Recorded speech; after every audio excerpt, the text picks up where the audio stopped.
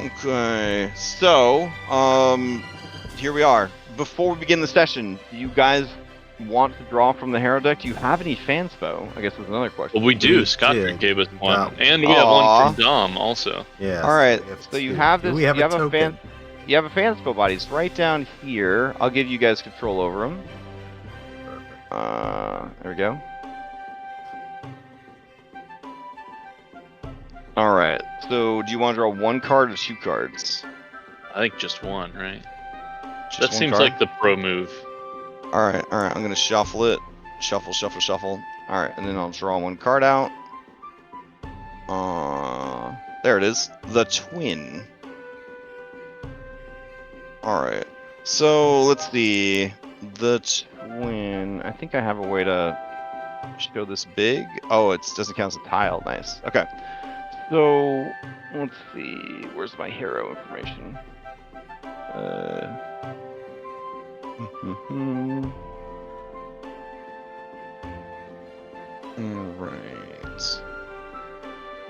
Teacher meta, the harrowing. Alright, sweet. Okay.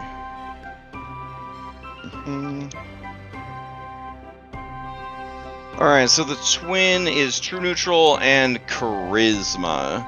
So the benefits that this card would grant to you guys is you get a charisma buff, so everyone will get a +1 to their charisma for the entire session. That is not a D&D +1, that's a Pathfinder +1. So it's the D&D equivalent of getting a +2. And that'll apply to all charisma-related stuff that you do, and it'll automatically be calculated. And then, let's see, you also gain the one-use reaction, 5th Age Bard. So this is the reaction that a creature within 30 feet is about to make a d20 roll and has not made the roll yet. You can grant the target advantage, which is a fortune effect, or disadvantage, which is a misfortune effect on the triggering roll. And then as a true neutral card, you get another one-use ability. You can only use one or the other. And if you do use your ability, you lose the +1 charisma boost as sort of the payment for it. But it's called Right Place, Right Time. You are about to roll initiative, but the die has not been rolled yet. You can choose one of the following 3 effects. You can gain a +4 status bonus to initiative. You can gain Quickened 1 on your first turn, so you'd have 4 Pac-Mans instead of 1 on that first turn. That Quicken action can be used to activate a move action, take cover, or recall knowledge. And then the other option is you could change whatever is held in your hands and or adjust your grip with anything worn on your character. All right, so I'll go ahead and drag those boons and buffs over to you guys real quick. Let's see.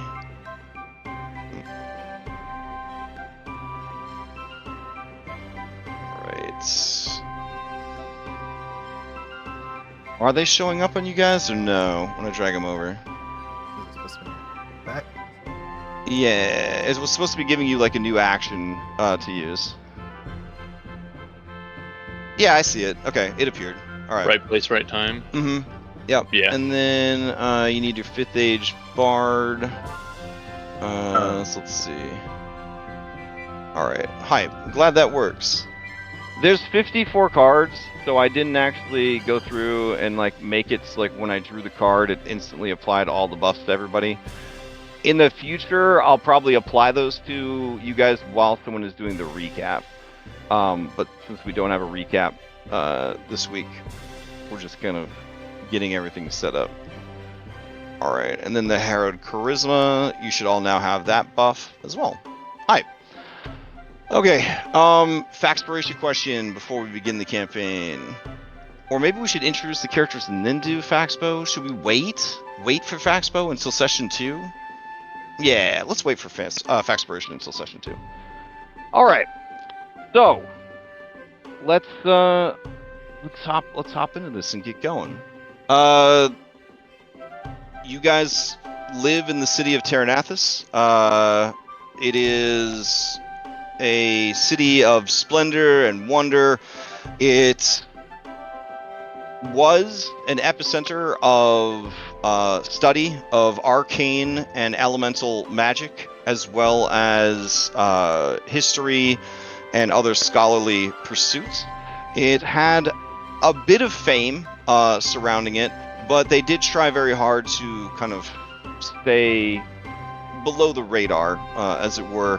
However, about 30 years ago, a great calamity came to the city, and the powerful mages of the city, including the immortal leader of the city himself, used tremendously powerful 10th level magic to rip the top of the mountain that the city was on out of the prime material and send it to the elemental plane of air.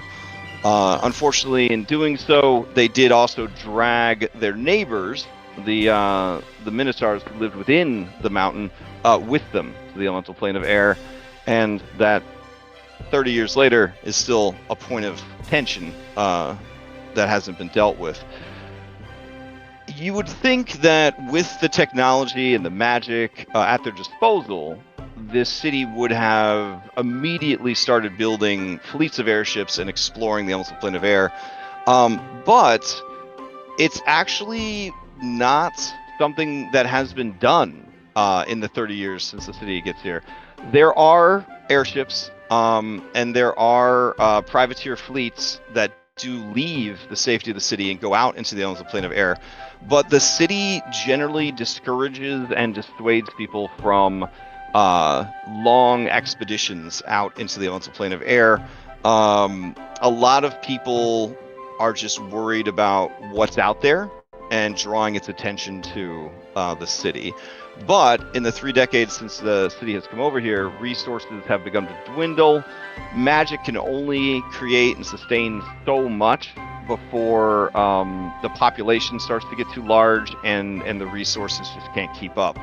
So you are sort of entering an age where exploration and discovery are sort of coming into focus and prominence. So it's this very exciting sort of age of sky ships and exploration, and nobody would ever call it sky pirates, but certainly the bravest and craziest people are the ones that are sort of signing up for this or managing to get their own ships and head out into the infinite expanse of sky to try to find fortune, fame, magic, adventure, etc., etc. So your 6 characters all have connections to the city of Terranathus, and you all have reasons for wanting to leave the city at some point. Unfortunately, you are all level 1 and broke. So that makes leaving the city or being recruited by a skyship a bit more difficult. Each of you either knows of, is known by, or has worked for an individual named Oscar Sootfoot, who is a Chilaxian halfling fixer. So he's a guy who finds work for mercenaries and adventurers. So when you sort of introduce your character in the establishing scene, you could sort of explain what your connection is to Oscar. If you've worked for him before, if you've never heard of this guy, but you got an invitation to come meet with him, or you've heard of him, but you've never had a reason or the occasion to meet with him. And so that's kind of where the adventure is going to begin, is we're going to go over to a map, and the campaign will start not in a tavern, but in an outdoor cafe, where you have been called upon by Oscar Sootfoot to be propositioned for a job. So let me go ahead and grab the musics.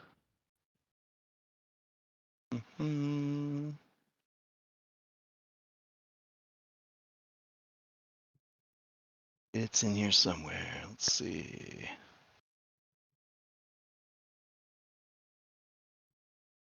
There we go. Okay.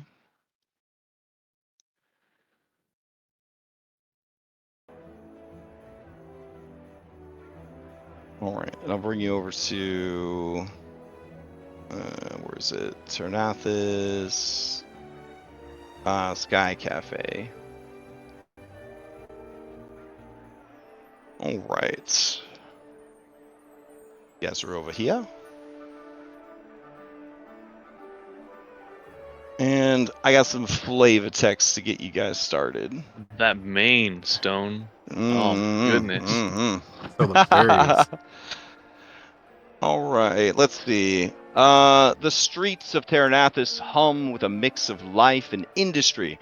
The bustling marketplace of the coin district, a patchwork quilt of bright banners, wooden stalls, and polished stone buildings. Airships drift lazily overhead, their sails painted with the sigils of merchants and privateers alike, casting fleeting shadows over the streets below. Amid the clamor, the Nimbus Terrace sits perched above it like a jewel on the edge of the city. The cafe's open terrace catches the light of the midday sun, reflecting it off polished stone and vibrant flower pots that line its perimeter. A gentle breeze stirs the ivy trailing over the railings, carrying with it the scents of roasted coffee beans, baked goods, and the faint metallic tang of airship exhaust. The cafe's tables are a mixture of elegance and functionality, wrought iron legs and smooth marble tops glinting faintly in the light. Patrons sit in small groups, their laughter and conversation blending with the faint hum of a wind turbine somewhere in the distance. Beneath the terrace, a crystalline reflecting pool ripples softly as droplets of moisture from the cloud sea condense and fall into its surface. It's not the sort of place one expects to find Oscar Sootfoot, the wily Chilaxian fixer with a nose for trouble and an eye for opportunity. But there he is, seated at a central table with a half-empty cup of spiced wine, his patched cloak swapped out for something newer, cleaner, but still undeniably him. He drums his fingers on the table impatiently, his sharp eyes darting towards the docks every so often, as if he's expecting more than just you to show up. And so, as you guys arrive, you can introduce yourselves. Is anyone arriving as a group, or a couple, or a pair? Nobody? No, I don't think so. Okay. So each of you sort of arrives in turn and are directed by this fine waiter to Oscar Sootfoot. Look at that new coat he got. Looks so great. All right. So we'll start with Isaac. So Isaac, what do we see? What is the establishing shot of you arriving at this extremely posh, extremely fancy cafe that is well out of the means of any low-level fixer or low-level adventurer? Well, first, like your best description would be like that science teacher that you had back in middle school who was like way too into middle school science, right? That's the kind of presence you're getting from him. He's wearing basic clothing, glasses. He looks tired. His clothes seem dirty. As Isaac walks through, he's feeling a little confused. This seems to be more of like an upscale place. You know what I mean? It doesn't seem like what he envisioned this would be. You know what I mean? As he's kind of like ushered over to the table, and he tries to stay to himself. Don't make eye contact to anyone. Eyes straight on the fixer, and then he goes and has a seat. All right. And how do you know Oscar Sootfoot? I would say that he probably doesn't. Oh, okay. He's had some financial troubles, some employment troubles. So, any kind of like job he can get right now, he's totally open to. Mm-hmm. Okay. All right. Next up will be Jade. What's the establishing shot we get? So Jade came from money. Her family was decently wealthy, so she feels comfortable. She's sitting there relaxed, in her signature jade green soft robes, her jade green eyes. Her name is Jade, if you couldn't tell.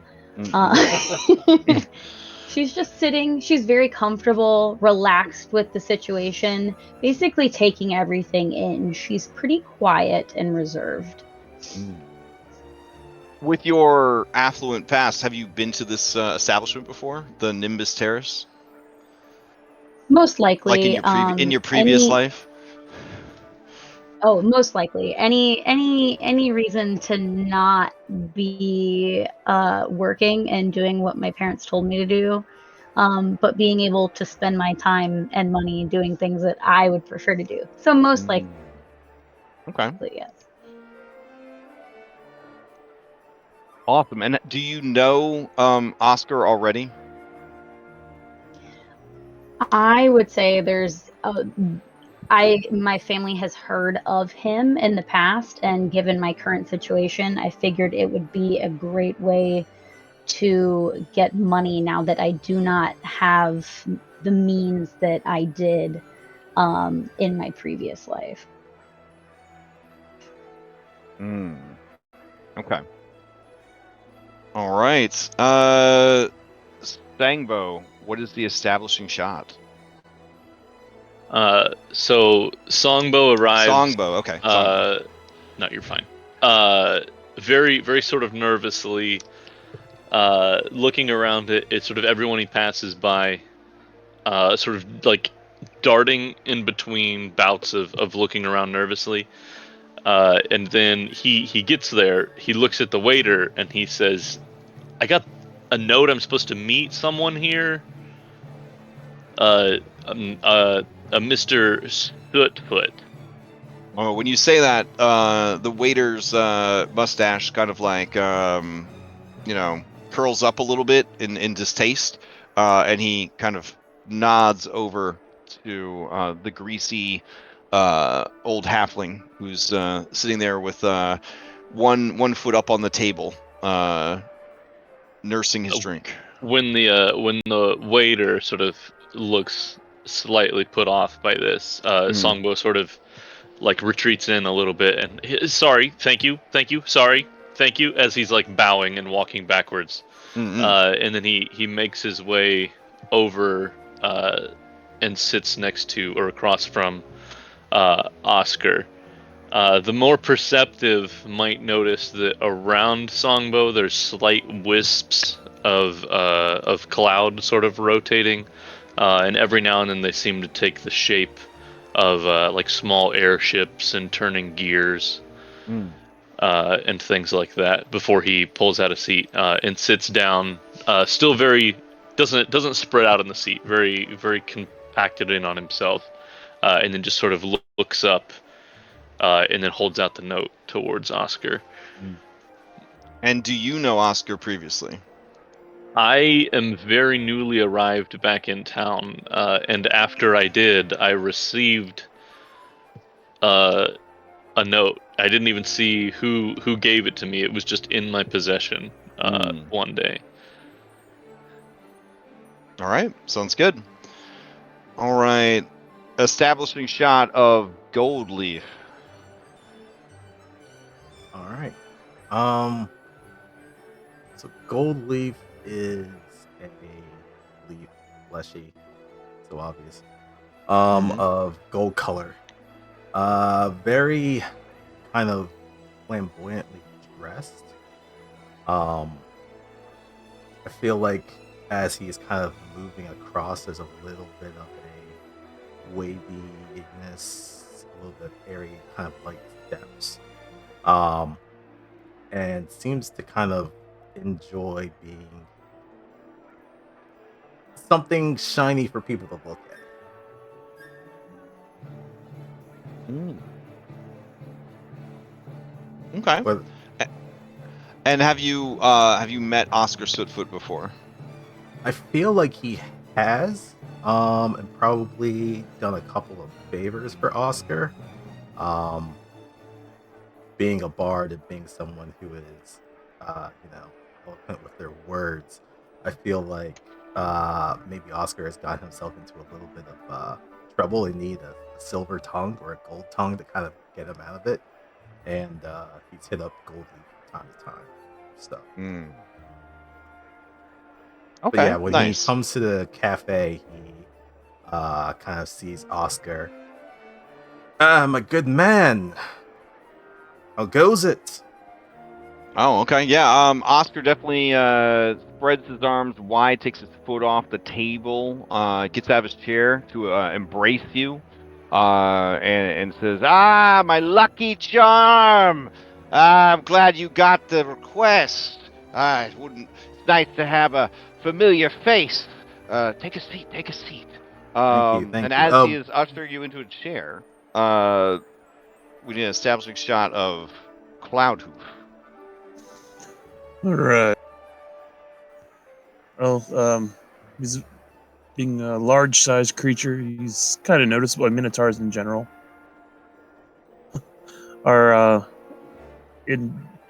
it's odd to see minotaurs aren't down more in the undergrounds. That's where they tend to hang out more. Mm-hmm. But he definitely does not like being down in crowded areas. Likes to have a little space around him. So rather than coming through this crowd, he'd actually probably be scaling himself over the ledge here. Oh my goodness. All right. Fair enough. Just kind of hopping over the edge. Yeah, I got you. Little parkour to get in. Yep. All Very right. well built. Wearing a kilted breastplate. That looks like it's been well worn. Definitely not new gear.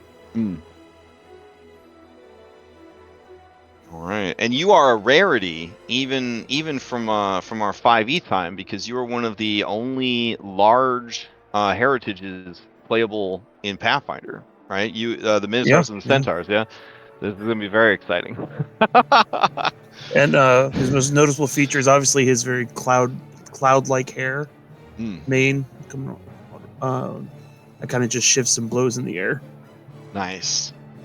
All right. As you look around, you see typically that this upscale establishment on the main landmass, because the majority of the Minotaurs live in the remnants of their home, which is just a shattered chunk of stone connected to the main island via a series of massive chains and bridges. There is no Minotaur-sized,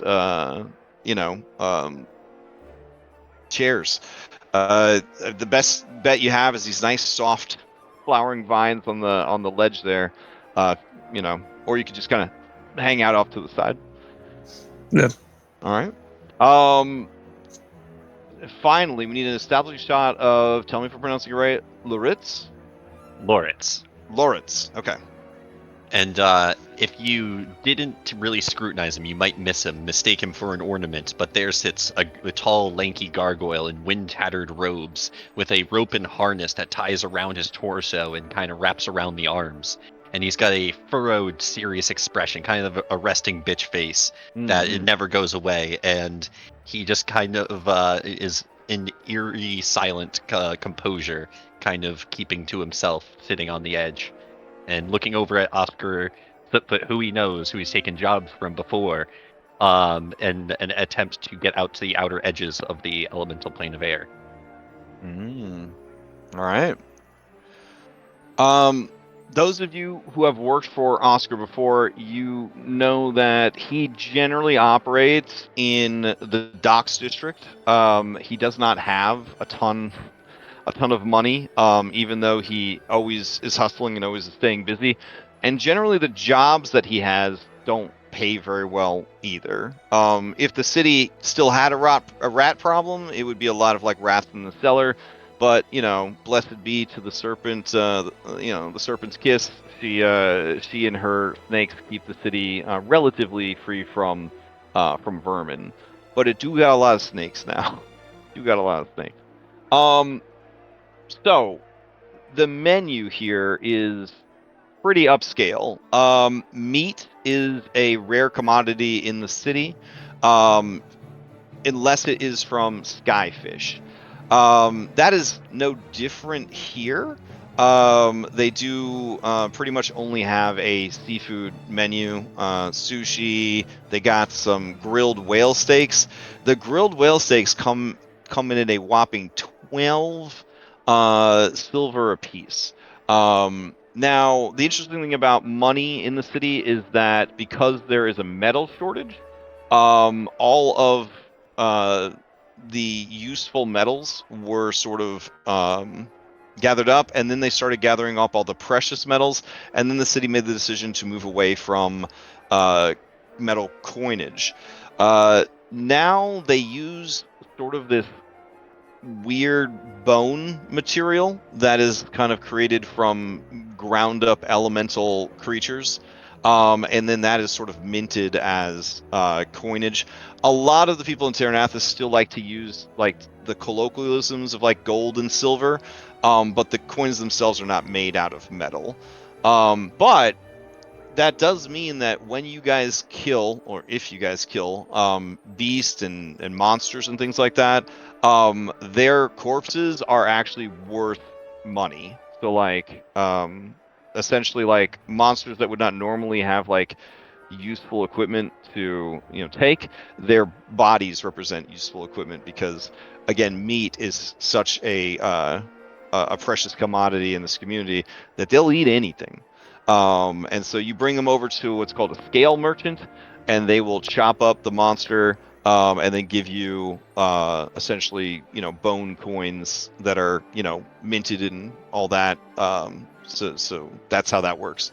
But yeah, 12 silver pieces for one plate of food is absolutely outrageous in this economy. But that is the priciest thing on the menu. But yeah, I guess I want to ask, your characters were invited here.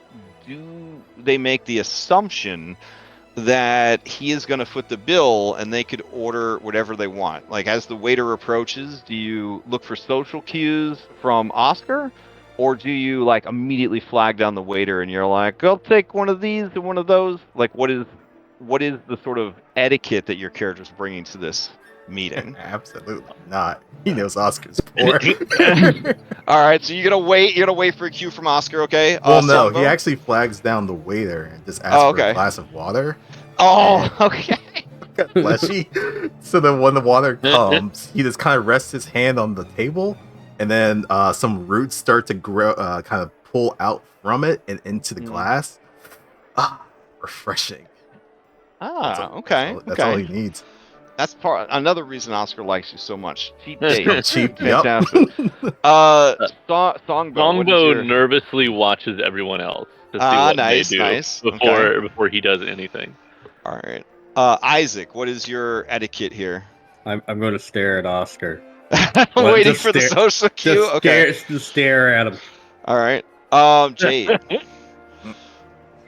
Jade is no stranger to this kind of thing and politely raises her paw to wave the waiter over to ask for a water with whatever sort of fruit they have available inside of it, and then a piece of fish, because since Jade doesn't really come into the city anymore since she has been reborn, in order to avoid people that she used to know, she kind of just doesn't eat as often as one should and is pretty hungry. So given the situation, she is going to choose to eat, but does not want to purchase something that she knows she would not be able to pay for herself. Okay, so you're probably looking at something off the starters menu. Like, we've got skyfish ceviche, but that still comes in at 5 silver.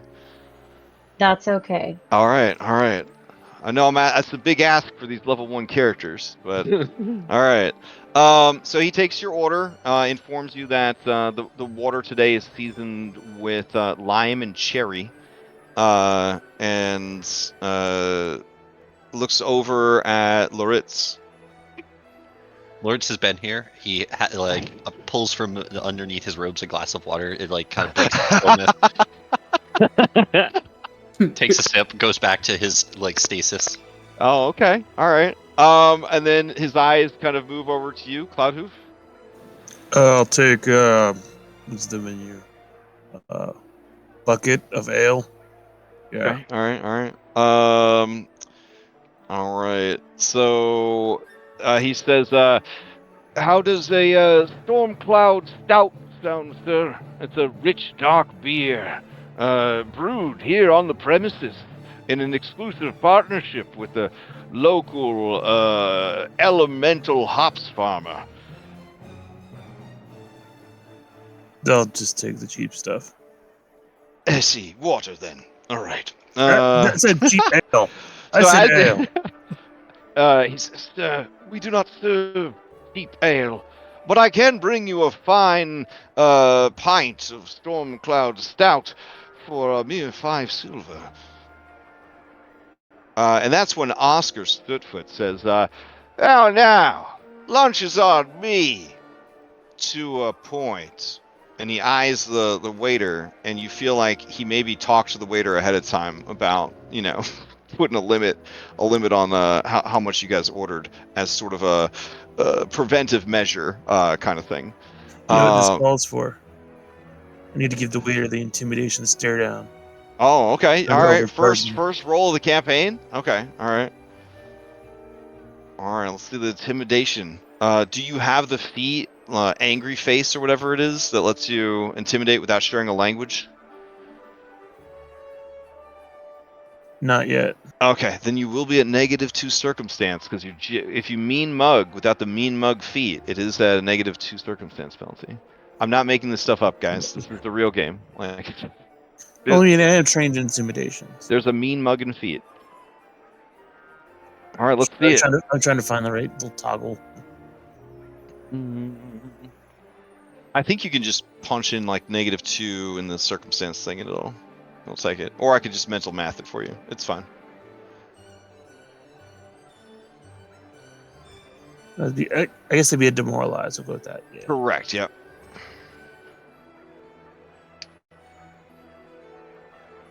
Ooh. All right. As you. Damn, dude. First roll of the campaign. Hell Mr. Rough yeah. on me. As you mean mug him, he looks back at you, and he just sort of sniffs, and he says, "I'll bring out your stout," and then he proceeds to take everyone's orders. I do have to ask, does anybody with this change of events order the 12 silver piece? That's 1 gold, 2 silver piece grilled whale steaks. I would like to ask the waiter. Mhm. Sir, I would like you to tell me this limit. If you were to put a currency on this limit, what would that limit be? Okay. So from behind, you know how like at fancy place, like the waiter has the towel over their arm all the time in case they have to bullfight someone. Yeah. He very quickly flashes two fingers at you, but it's not a victory or a peace sign. And with your decent intelligence, you take that to mean two gold limit, which is still outrageously expensive. Well, I would like to take the whale steak. And if there's something worth 8 gold or silver pieces, I would like that as well. I see, sir. Of course. Yes. All right. And then anyone else going for the whale steak? For sure. This is good. This is good foreshadowing for like way later in the campaign when a whale shark, like a sky whale, is like attacking your pirate ship and like smashing it, and you think back to this simple time when you got to eat a whale steak on the first session. I mean, after the sky whale attacks the sky ship, we get to eat a whole goddamn whale. So. Yeah, I mean, that's technically, yeah. We're not looking at the whale as a creature. We're just looking at dollar signs. Right?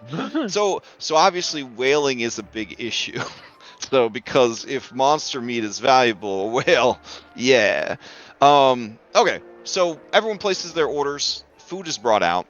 Oscar is definitely looking around at everyone appraisingly. Oscar, seems like you came into a little bit of some flash. Oh, he blushes a little bit. How dare you? Kind of thing. But he doesn't say how dare you. But he does blush a little bit, being called out for his opulence. And he, let's see, where I'm looking for this. There we go. Yeah, he looks over at you and he says, "Well, I mean, let's just say I have a very big fish on the hook right now.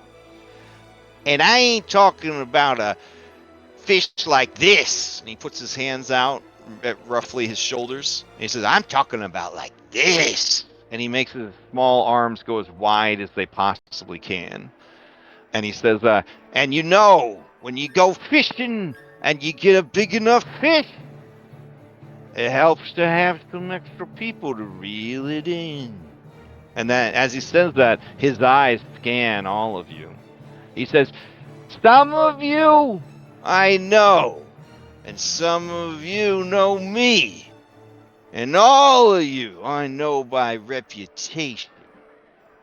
And I know that each and every one of you has a reason to get out of town.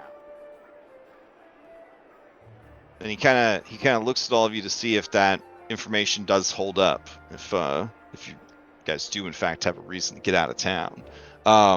He's pretty satisfied overall with his role versus your passive deceptions. That yes, you all do have a reason for wanting to get out of town. He says, but here's the thing. I can't just trust anybody with this. This is the biggest job I've ever run.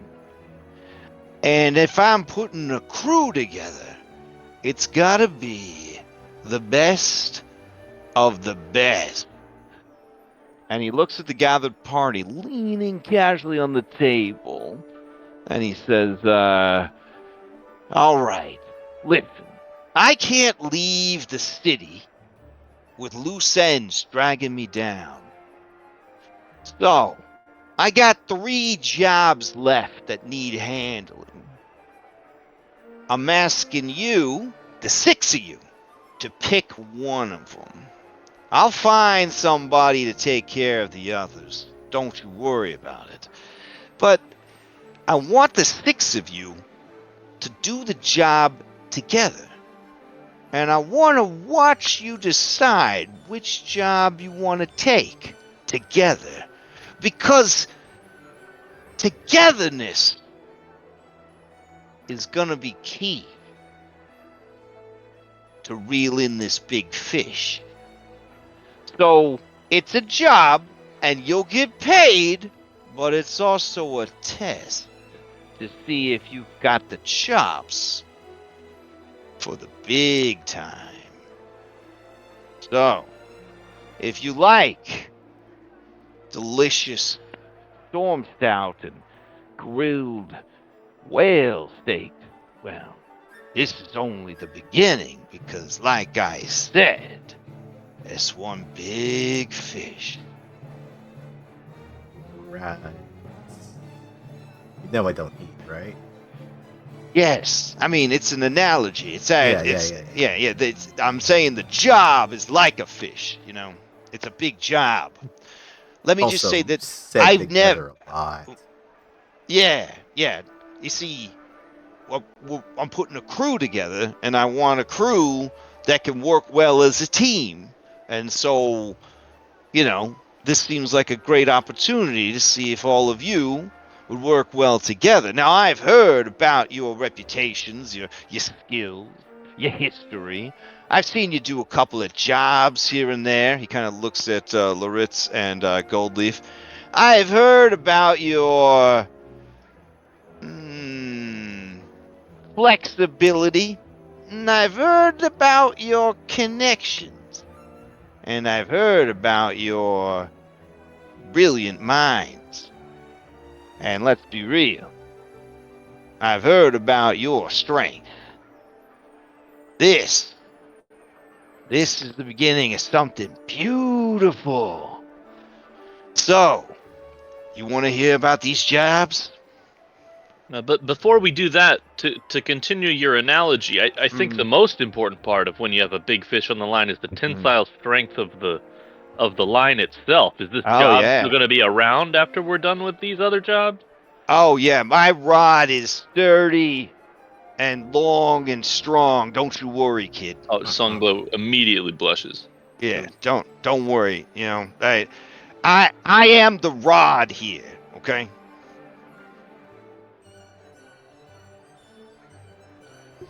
All right, let's All get right, so- going. Crowd So, is hear it. shuffling back laughing. the first job, I'm calling it Alchemist Errand. Right as he's getting ready to say this, a small child that you can't see the miniature for because they're under this this awning. She walks by with her father. She has a balloon, and it's shaped like a yellow exclamation mark, and it just sort of floats above his head ever so slightly as she walks by. Don't know what that's about. And he says, "Alchemist Aaron. You might know this guy, Isaac, but a local alchemist is working on improving their concoctions, and they want some rare reagents from the sewers. Now, I don't know all the details, but they promise to pay well. Sewers can be a nasty place, so you're gonna have to watch yourselves. But there's a Kappa down there who might know the lay of the land, if you willing to risk asking her for help." Alright. So the other job I've got, before he starts saying the other job, Songbo, you've actually heard rumors that there is a Lady Kappa who lives in the sewers and is a martial arts master. It is rumored that people who want to train as monks but cannot, afford a tutor and do not get accepted into one of the monastic orders, in their desperation, they will journey down into the sewers to try to find her. Many never return. What's a kappa? A kappa is like a turtle person that has a hollowed out, like a hollow bowl in their skull where they keep their magic water that keep them alive. As a tanuki, they're kind of like in your bailiwick. Okay. Yeah. So they're kind of like a Teenage Mutant Ninja Turtle if you think about it, because they live in the sewers, they practice martial arts, and they're a turtle. So they're checking a lot of the boxes, but this is more like middle-aged woman turtle. And I do a recall knowledge to know if they like cheese flatbreads. Like, if we brought a cheese flatbread, would that get us in good with them? Oof, yeah, that would definitely be a recall knowledge check.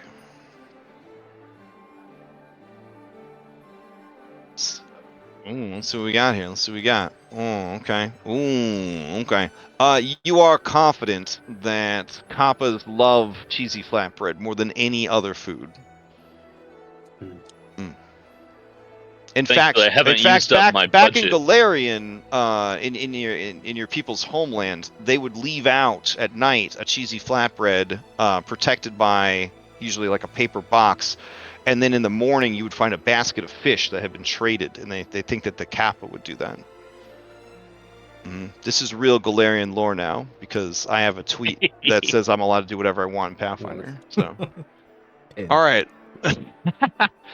He continues speaking. He says, "Then the next one," and he gets a real like sad and serious look on his face. So like this, but like, but more earnest. And he says, "It's called Missing Minotaurs. Now, there's been a lot of buzz about Minotaur kids going missing over in the Warrens, and the families are beside themselves. But nobody's really looking into it. Them Ether Blades, they claim they don't got time for something like that. But you know the real reason. Huh. Anyways, I think someone ought to do something about it. And also the parents of the missing children did put together a collection, so there is money involved.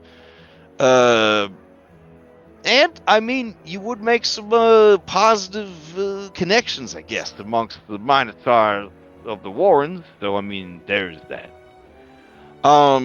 As he's describing this, Cloudhoof, you have heard through the Minotaur community that there actually has been, this is true, there's been a wave of calf nappings in the Warrens. And What's you do the and you do Pathfinder know version of an insight check? it is just perception. It's just a perception check. Okay. Would you like to make one? No, I'm terrible at perception. Okay. Or sense motive. It's kind of simple. Oh, there is a But sense of that skill, but is it perception. it fuels off of your perception. Yep. Okay, Yeah, so sorry to interrupt. I on just your wasn't sure. basic action macro, it lists every single thing that you could possibly do in the game. But a lot of them are just like subcategories of skills. So like force open is athletics, climb is athletics, balance is acrobatics. But the reason you always want to use the sub action through your basic action macro is you're eventually going to have like items and feats that only give you bonuses to certain sub actions, not like the whole skill. So that's so learning those is always good. All right. Roll a sense motive check. Sure. On Oscar? Sootfoot? I mean, he's such a upstanding citizen, but Yeah. I also know that, yeah. Okay. Or at least Goldie does. Okay. So let's see. With Oscar, yeah, I mean, you're surprised, but he does seem genuinely moved. Like nobody's kids should get stolen. Even big, beefy kids shouldn't get stolen. That's messed up, man. That's the vibes you're picking up. All right. And then he says, "All right, well, then there's the third job, and this is the most boring one. I call it warehouse watch.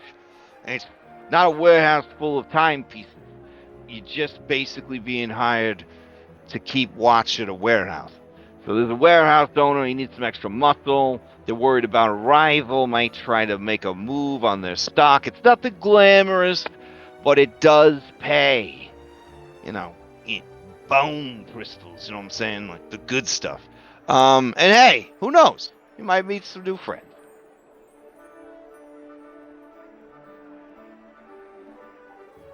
All right, so Goldleaf, as a mercenary who's done jobs for Oscar before, this does seem like it would be the easiest job, but it does reek of a moral quandary because it's very vague. Like who you're working for, who owns the warehouse, what what will you be protecting? Not that that's any of your business as mercenaries, but you know that he is not above working with anyone and everyone who has money. Honestly, I don't think that's Goldleaf's concern. It's more of, this job sounds really boring that we have to sit there and be quiet, and that means I can't pass the time by strumming an instrument or something like that. So that's a pass for him. All right, so he opens his hands wide and he says, "I leave it to your deliberations. You have 10 minutes to tell me what you want to do." And we have to only when pick he says one? that, you feel the meta timer start. Yes, you must choose one of those 3 jobs, and we will go with majority vote on it. If it's a tiebreaker, we'll just ask chat, I guess, which one you should do. Well, I've always heard about the prison kappa, the sewer kappa, and I've kind of wanted to meet her, but I think the Minotaur thing sounds the most important, right? Oh yeah, definitely.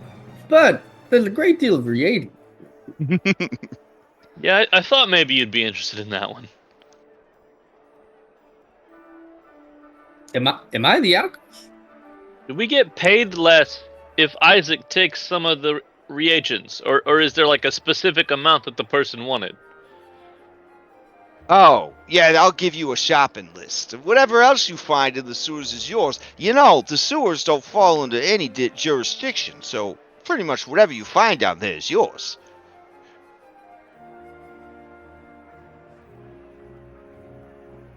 Well, Now- I think you know it all as my vote. Lawrence nods and he says, Jade delicately raises her hand. Jade delicately raises her hand to be polite, and then speaks and says, "If we're choosing anything besides helping those children, I feel like we're not making the right choice."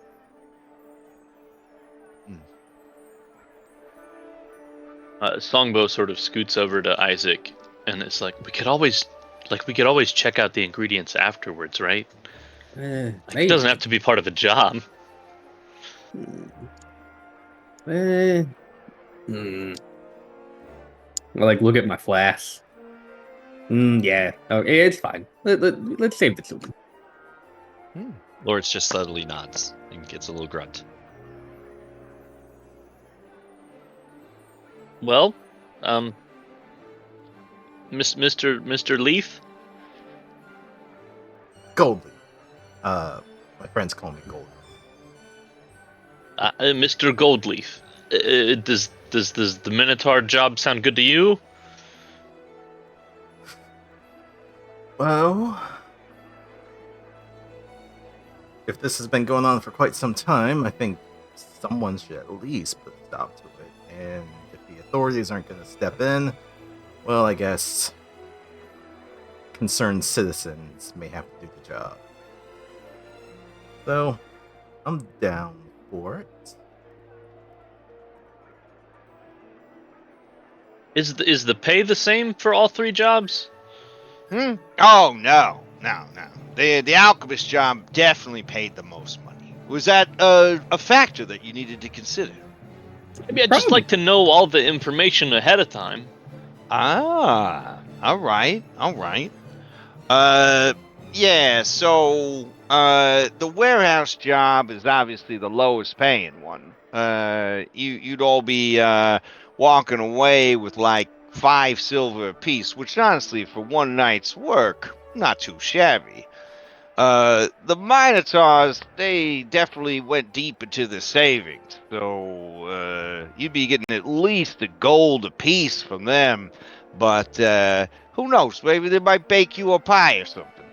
Now, the alchemists, they're promising, decent coin. I think they said something about maybe, 12 gold worth of, currency, and maybe if you did a really good job, some extra, consumables. Look, hear me out. All right. Wait a minute. Who's the alchemist? Oh, does that matter to you? It definitely matters. Okay.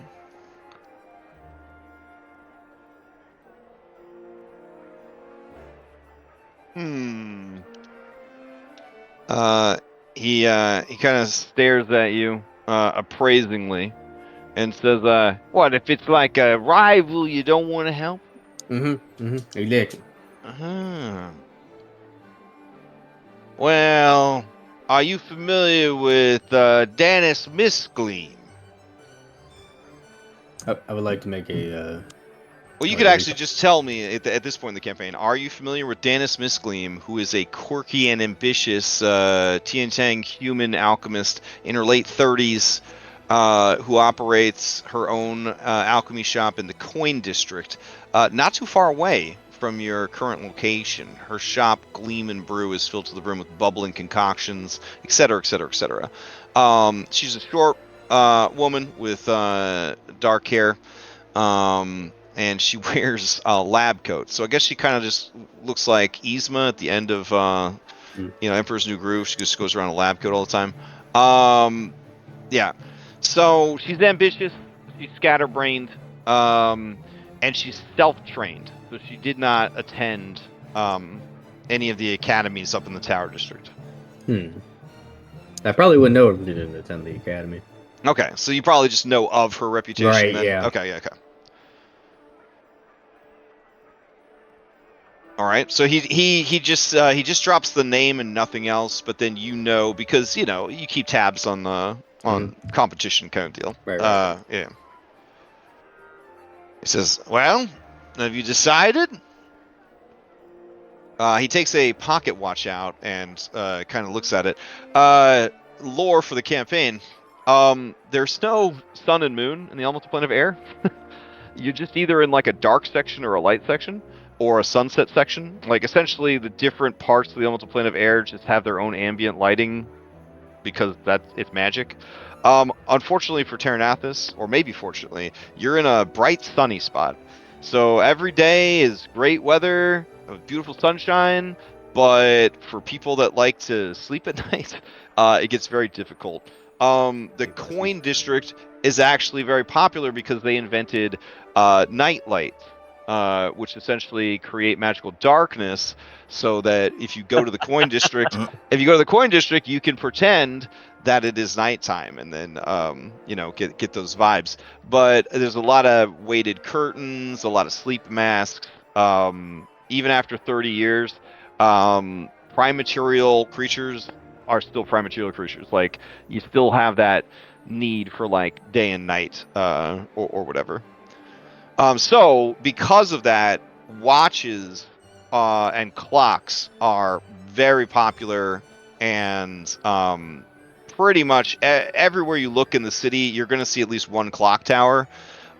Because without a sun to gauge the time by, and without a natural, biorhythm from the planet, right? Like, people don't know what time of day it is. So yeah. Does the light come from above, or does it come from like everywhere? It's just everywhere. It's a video game. It's just everywhere. It's Nice. just everywhere. There is actually no light source, so it's just kind of like there. But inside, like the sewers, for example, it would be dark, and then inside a house it would be dark. So it has to be coming from somewhere. It's definitely something they've been studying at the academy. Yeah, this world has Like, an upgrade. where does the light come from? It's like walking out in a snowstorm. It flecks off everything. Yeah. This world hasn't updated their Unreal Engine. They're just using big thin shadows and lightning.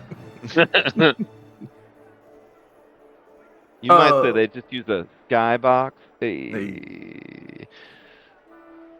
All right, you have 2 minutes left on his meta timer. So, do you have your decision ready, or? It'll probably help the children. Oh, dang. Okay. Sounds like we have a decision, though I don't exactly want to put pen to paper unless I know who I'm working with here. You all seem like some very interesting fellows, and madam. I'll start with myself. Goldleaf. Friends call me Goldie. Cloudhoof. Is that it? You're not gonna tell us anything about yourself? Just your name? I feel like you were just talking about. I thought the whole point was you wanted to get to know us a little bit. Well, if this is going to be kind of a team thing, I don't want to give everything right off the bat. Just slowly kind of pinching into it. Just to start with names right now.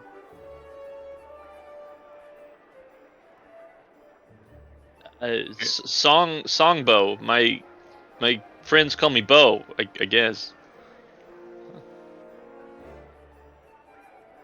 The gargoyle shakes kind of out of its stasis as, I am Loritz.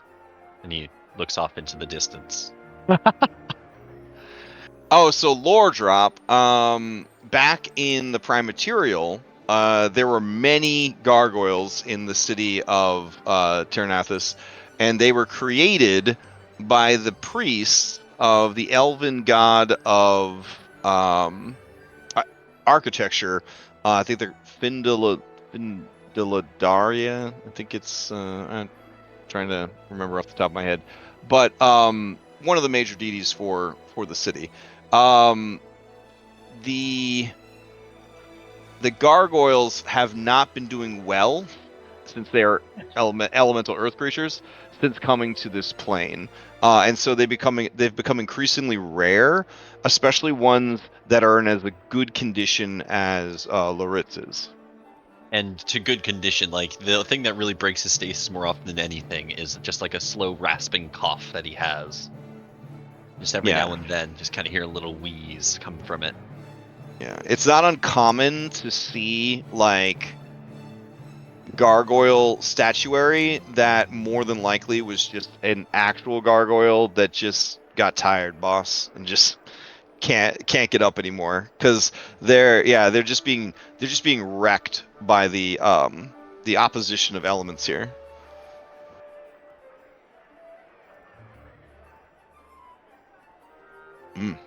All right, you continue your introductions. don't know if you heard me before, but I'm Cloudhoof. Hello, I am Isaac Edwards. I am a former professor of the academy. Correct.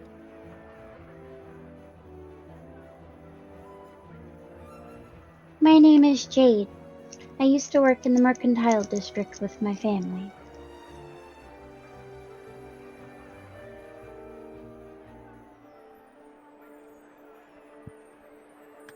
Now that we actually know each other's names, then it sounds like there's some children to be saved. Yes. You're sure we just can't do 2? Oh, Oscar says, well, it depends how fast you do one. I mean, I do have other mercenaries I have to reach out to. I am putting together a crew for this real big fish, you understand? That's why you keep looking around.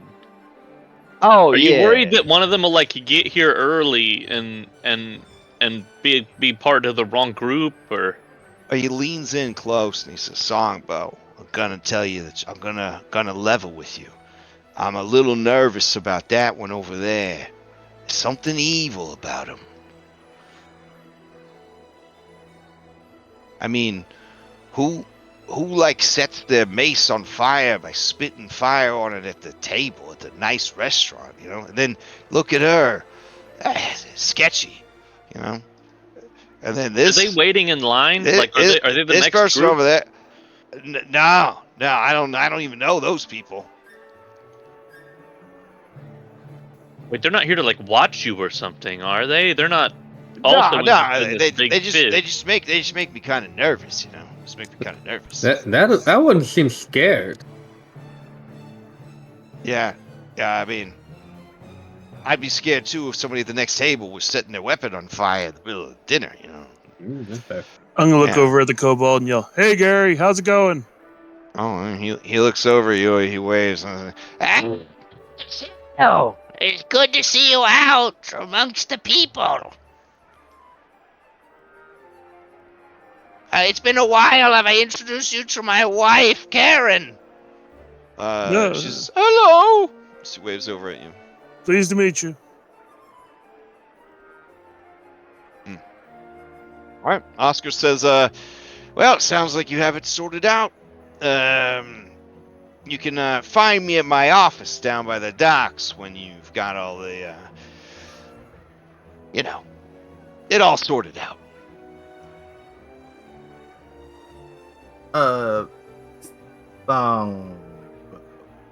Right? Yes. I think he does have a point, Oscar. If you're maybe able to hold off on one of those, I'm going to assume it's the. Oh, so if there was a second job, a second place job you wanted, which. Oh, definitely the alchemist job. Well, that's good because the warehouse is time sensitive. So. Yeah, tell you what, if it hasn't been filled, it's all yours. Hey, you're a good man. Some say the best. Well, all right, get out of here. Like get to work. Just a second. I need to order a cheesy flatbread to go. Okay. The guy comes out. Says, we don't serve that here. We don't have a lot of dairy. What kind of cafe is this?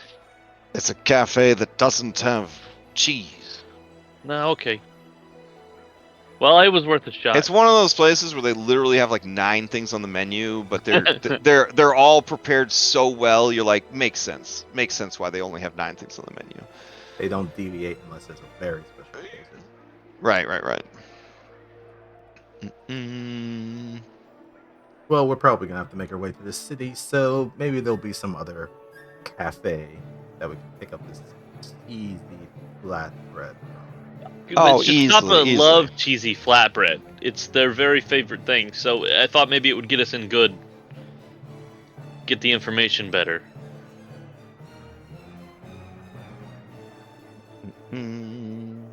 All right, so you guys head out into the city. Now, Oh. it is with great shame that I say I don't actually have a map of the city, so it's all going to be theater of the mind for now.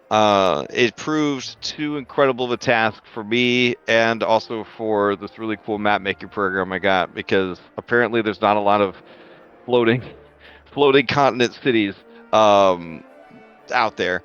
So I am in the process of still getting it put together, but for now I'll give you a general rundown on the layout of the city. Do we get a Crash Gym drawing along How with this? you know it? You know it. I'm gonna draw all over that dashboard. All right, get these nerdy frogs out of the way. Let's see. They do look a little nerdy. There you go. Into the discard pile. Perfect. Okay. The one had the dagger behind his back, though. Yeah, well, we don't, spoilers. All right. So the general layout of the city is there is floating continent A, there's floating continent B, and then there's little nodes of Earth floating over here. There is bridges connecting these guys together. And then this central thing goes up at an incline. So if you just imagine that it's sort of like a lava cake, you know what I'm saying, from Domino's. At the top of the lava cake is the Tower District, and this is just where a bunch of ostentatious, badass mage towers are, and they're all connected by sky bridges. It's real fancy and cool. They have a magically generated moat that goes around the Tower District, and then that spills over in 4 large canals that go down the lava cake, and then they just pour into the infinite expanse of the elemental plane of air. Again, I can't believe the mapping software couldn't meet me on this one. Yeah, right. Now it gets even more complicated, because since these people worship the god of architecture, the elven god of architecture, so they measure twice, cut once. Findaladlara, the guiding hand. They have these canals, smaller ones, that go in a beautiful concentric circle around the entire place twice. So there's all these interconnecting canals and stuff like that.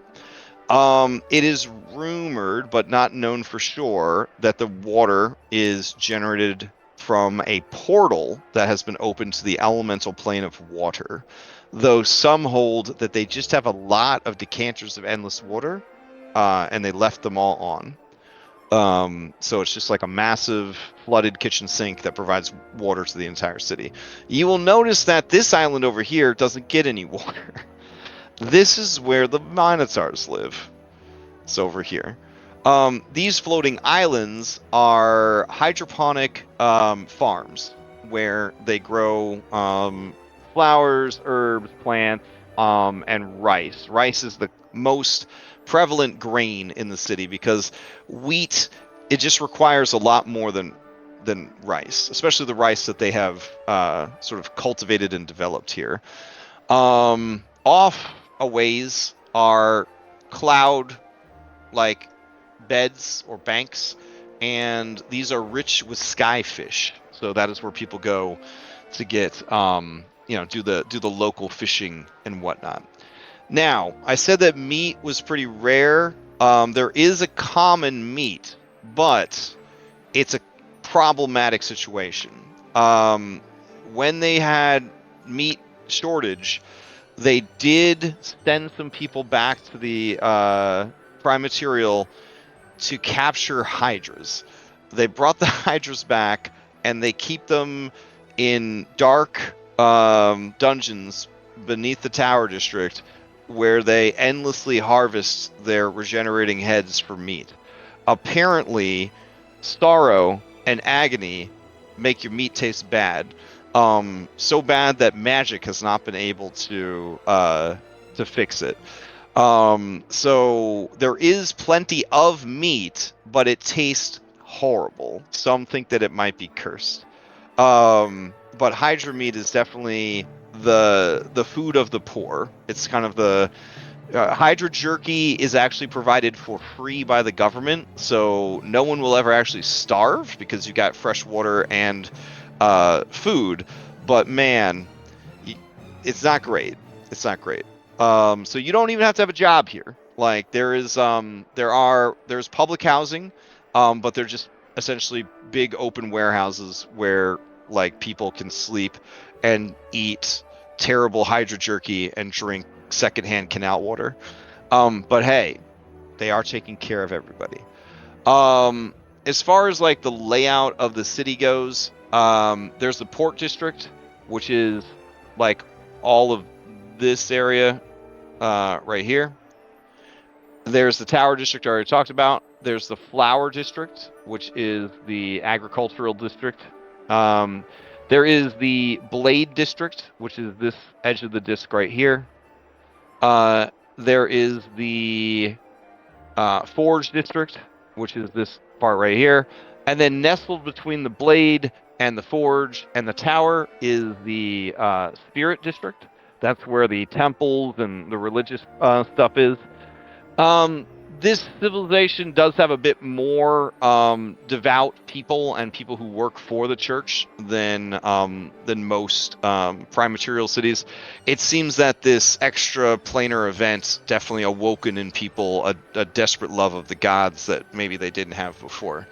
The coin district, which is like the market district or whatever, is nestled between the port and flower and tower. So it's kind of like in the middle, right about there. And then finally, you've got the stone district, which is all of this. The Warrens is essentially the underground part of the stone district. And the Stone District is a very heartbreaking sort of situation because the Minotaurs are pretty down bad because they got really hostile about their home being destroyed, and a lot of their people being killed, and their civilization being torn from the prime material plane and their ancient mountain and brought over here after they trusted the Wizards of Terranathus to build a city above them. And then the wizards are like, you're going to have to get over it. And so there was like a rebellion in the first few years that they were over here, and the Minotaurs got put down hard. And then there's been kind of this bad blood beneath the surface ever since. The Minotaurs don't have a lot of opportunities compared to the other people of Terranathus. And as resources become more and more limited, they basically are selling off their ancestral, what's left of their ancestral home, block by block, to the city. So it ain't great. It ain't great. So yeah, that's the general layout of the city. So you guys would be traveling over to the Stone District to kind of check in with them. Is the Flowers District above or next to the main sort of island? Oh, great question. So from a side view of the lava cake, there's the Tower District up top, and then the beautiful concentric canals or whatever. The Flower District is lower, so you got these floating things, and then they are actually on here as well. And they have, like the little cars that are on wires or whatever that you ride in. They use those to get up to the floating nodes of stone that they grow the hydroponic fields on. Kind of like a ski lift.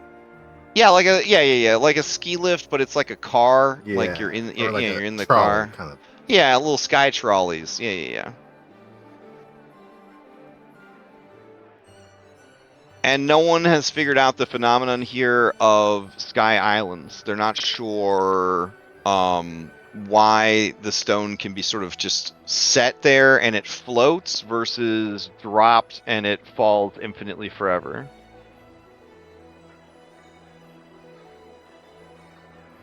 I mean, obviously the city is held aloft by powerful magic, but these sky islands were pieces of the main island that broke off, and then they didn't drift away and they didn't fall down. Yeah. And then when they sell off portions what was this of district in the front right there? this is the blade districts. This is the military military ward. Yep.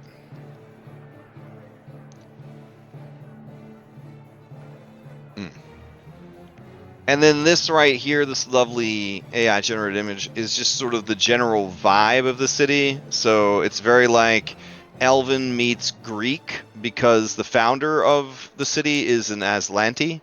And in Galarian lore, Aslanti are basically like Old Testament Bible people / ancient Greek people. So they're like these really long-lived, powerful, magical humans from the first age of magic, essentially. But they're exceedingly rare for some reason. Like, they don't reproduce well, and there's just not a lot of them left. Their entire empire was wiped out. I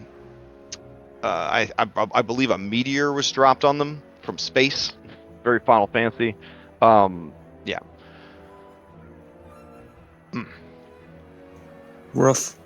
Yeah. All right. So where would you like your investigation to begin? Do you want to gather information? This is a Pathfinder mechanic as part of the exploration phase. You could gather information in any part of the city, or you could just head on over to the Warrens and speak to the client directly. Before we leave with the fixer, can we ask him who the contact for the quest was? Yeah, absolutely. Let me check my notes.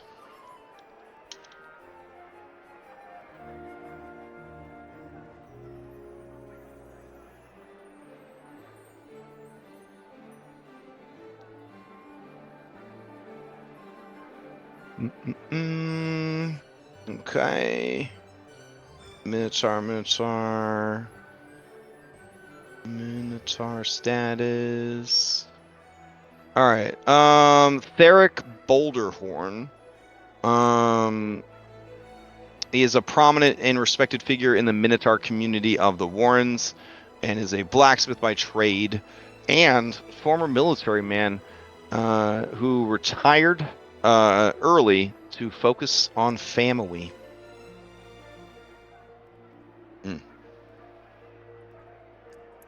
And then related to the map, the Stone District, was it like originally like underneath, stuck on underneath, and then it got like it broke off in like a big chunk? Yep. Or okay. Before we leave the restaurant, can I get a go bag? Oh yeah, they definitely give you a to-go bag. Okay, all right, thank you. Oh yeah, I use up the rest of my allowance on stuff that's like easily dried and saved. Okay.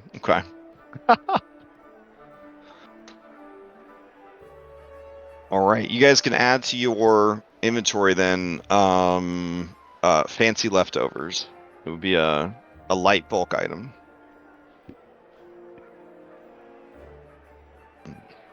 I get to treat light bulk as negligible. I'm so excited. Hell yeah.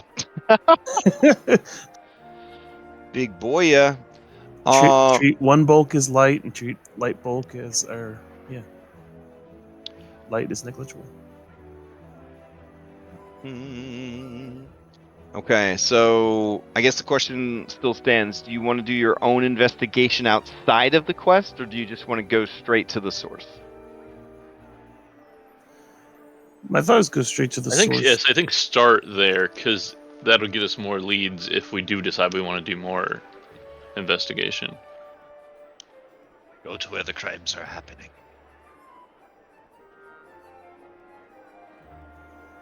I guess recall knowledge, see what the rumors are for what's happening to the children. Because it said but I don't know. Just recall knowledge, right? Oh yeah, give me a recall knowledge. Do you have Minotaur lore? No.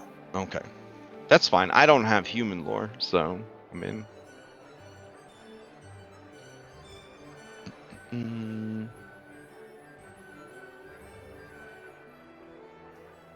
Gather information.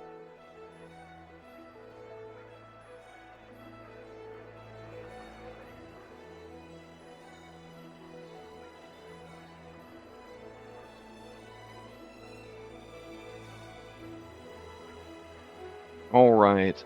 Okay, and then your question for your gather information? Yeah. What he's, was it again? He said, "You know what's really happening? What's happening to the kids?"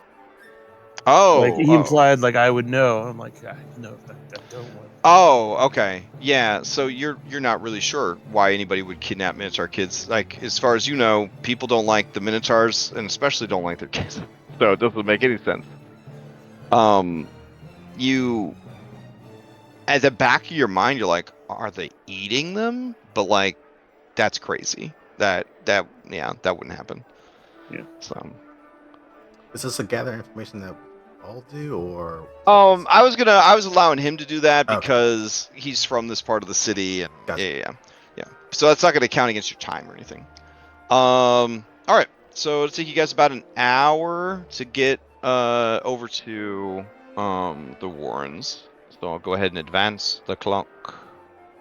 Let's see. I think if I click this, oh, okay, 10 minutes passed. Nice. And if we click this one, oh, neat. Okay. All right. So you guys head over to the Warrens. You ask around, and you are directed to Therak Boulderhorn. All right. When you find him, he is a towering and broad-shouldered minotaur. He has deep brown fur that is streaked with gray. His horns are chipped, a sign of his past battles. He wears a leather apron stained with soot and oil from his forge. He leaves the forge in the care of his apprentice, and he approaches you trying to look friendly, but without any sense motive needed. There is a great sadness that slumps his shoulders and slows his hoof falls as he approaches. He looks at you, and you see that his kind-hearted eyes are weary, and there are dark circles beneath them. He says, "You need a blade? Maybe armor repairs? A good shield? What can I do for you?"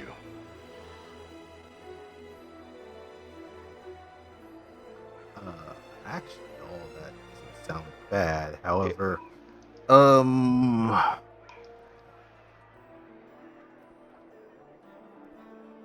we have a contact that said there was some issues occurring in the Minotaur community. Oh, you're here to help with that. Mm-hmm. You see his eyes sort of alight with hope, and you see his shoulders unslump ever so slightly, and he says, I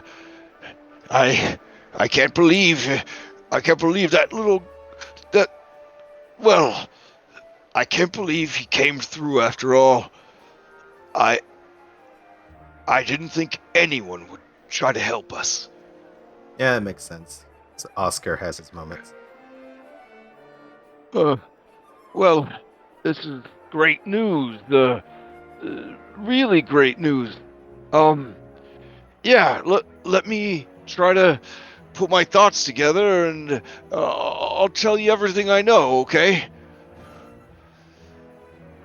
All right. Let me see. Well, all total, 7 kids have gone missing. And they've all been taken from the Warrens, which that doesn't make a lot of sense. Our people, we used to live below ground, he says, kind of gesturing around him, and you see that they do have like a beautiful stone like town that they've built on the surface here. But the layout of the Stone District is pretty much like Boston, so it's just like a giant maze, like a labyrinth, you might say, of interconnected streets, side streets, cobbled pathways. Really, anyone that's not a Minotaur would be driven mad trying to like navigate and find where they're going. Yeah. So but he says the Warrens are what's left of our once great city. There's just so many old tunnels and labyrinthian passages. Most of them have been sealed off. Some have mysteriously become home to monsters. And there is a bad habit amongst our youth to try and prove themselves strong by exploring the Warrens. It's something that we often will turn a blind eye to because, well, it's a rite of passage. It's the best we can offer them with the absence of our great ancestral mountain. However, in the past couple of weeks, children have been disappearing and not returning from these playful excursions. We've searched, but have not been able to find them. And, well, truth be told, some of those creatures I spoke of, they are quite dangerous. I would go myself, but my wife has forbidden it. We have 2 other children to care for, and she does not want to risk losing her husband. Have you had a child disappear, or do you just represent the community? No, I had my son go missing. And these other ones, are they your son's friends, or are they unrelated? Well, my son went missing with 2 of his friends, and then there were 2 other pairs that went missing. The 7 total. And sorry, how long ago did this start? Well, my son went missing 5 days ago, but the first disappearance was almost 2 weeks ago. And this was reported to the Ether Blades. Yes, we reported it to the local guard here in the Stone District, but they've been very busy trying to maintain peace. I don't know if you've heard over in the city, but there are rumblings of civil discontent amongst my people. Our local law enforcement is doing everything it can to quell such angry gatherings, but it's not easy. So yes, I went to my former allies as a former soldier in the Eighth of Blades, and they told me they didn't have time for such things. And when he says that, he looks so hurt and so betrayed. It sounds like the children's time is desperate and scarce. We mustn't idle. We should rush to their aid. Can you point us to the area in the Warrens? I can do better than that. I can draw you a map that will show you the general location that we haven't had, and he looks ashamed, the courage to explore ourselves. It's said that a great beast still layers in the dark, angry after all these decades of being separated from its home. I hope the children have not ended up a meal of this creature. Are you familiar with the mountain Lenorm? I'm gonna go off on a limb and say no. Okay, you may roll a recall knowledge. Anyone can make a recall knowledge if they like. Definitely.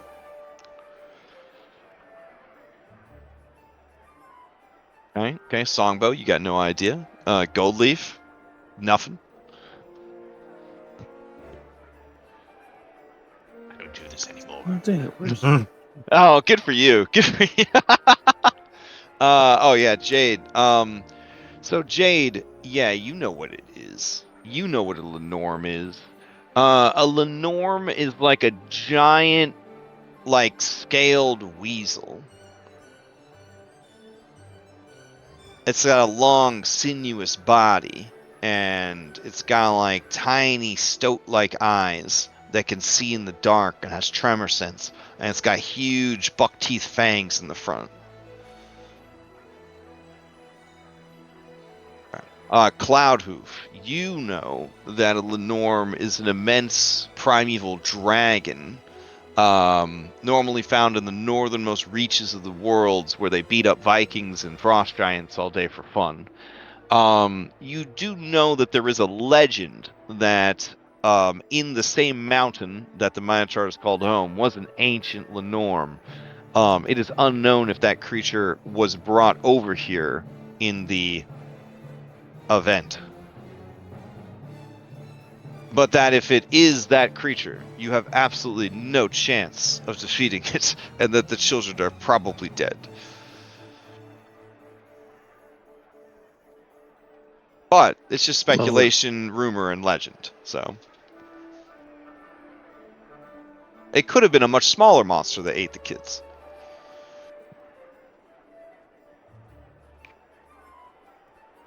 Still, does not sound good. I share with the party what I think I know a Lenorm is. Absolutely. Yours sounds cooler. I did it. Found recall knowledge. I'm gonna roll it now. Okay, go for it. I did it. All right. Okay. So, let's see. Yeah, you know what? That weasel theory does sound pretty viable. All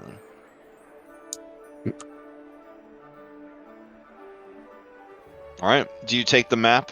I will tell you, it is Minotaur directions to navigate labyrinthian tunnels. So it ain't gonna be. It ain't.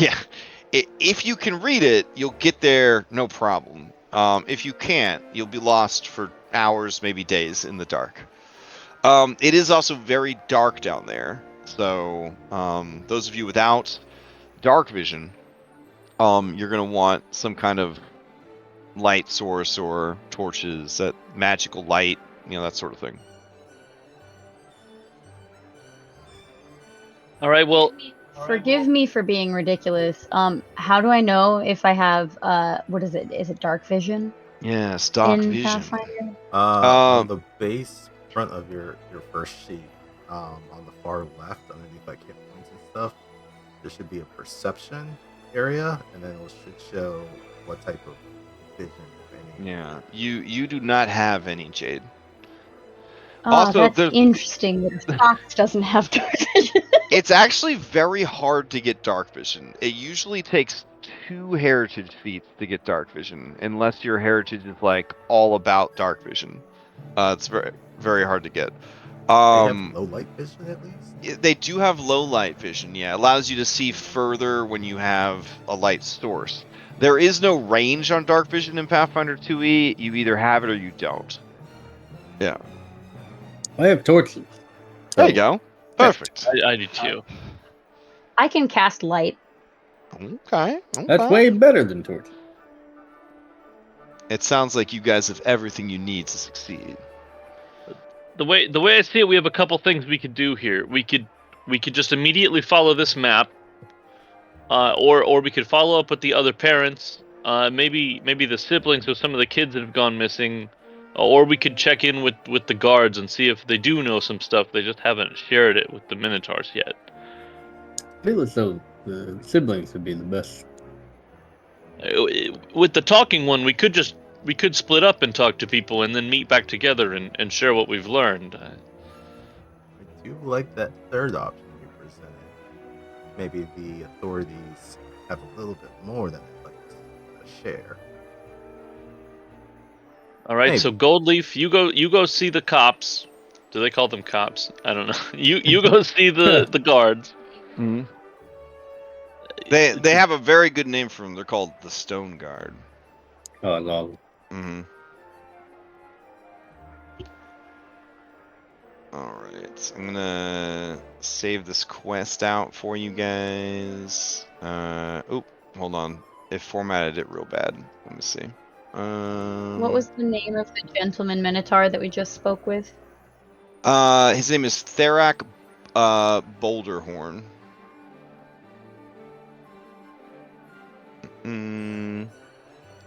Yeah, so several minotaur children gone missing.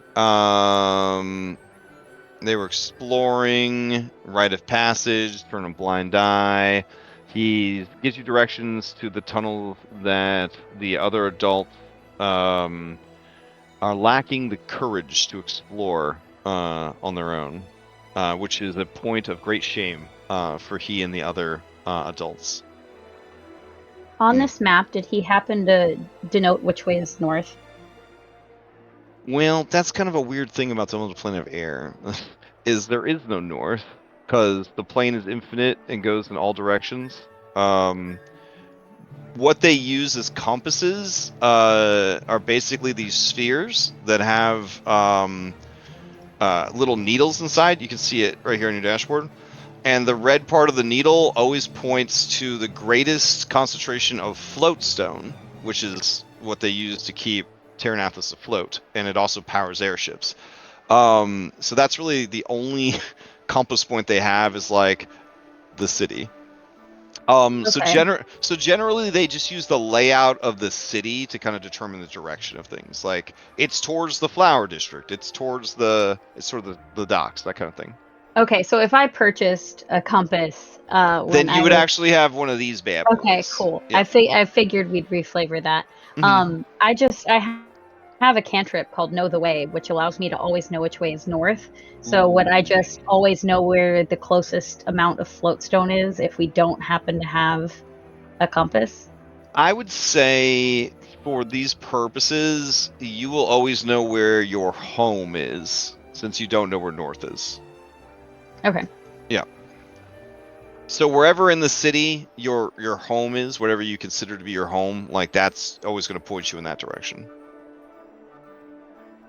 Ah, yes, these planescape moments where it's like north doesn't even exist here. Good times, good times. All right. I'm gonna give you a list for now. I'm just gonna post it because the formatting's all weird. I'm gonna post it in Discord of the missing kiddos. All right. So you have a list of the 7 missing kids. The quest giver's son is Marco Boulderhorn. Oh, it says his niece. Hold on, it shouldn't say his niece. Thorax son. There we go. A spirited and curious calf known for sneaking off to explore the city's edges. All right. So you have your list of people, and it says you guys are splitting up into groups. So Songbo and Isaac, you're going to be a investigating crew. Mhm. All right. Are you splitting into 3 groups of 2? A safety and numbers kind of deal? Seems like it. Okay. This is Looks very Scooby-Doo. All right. So who like is going with Loritz Loritz? Yeah, it looks like it's Loritz. Okay. All right. So Jade and Cloudhoof. Fantastic. All right.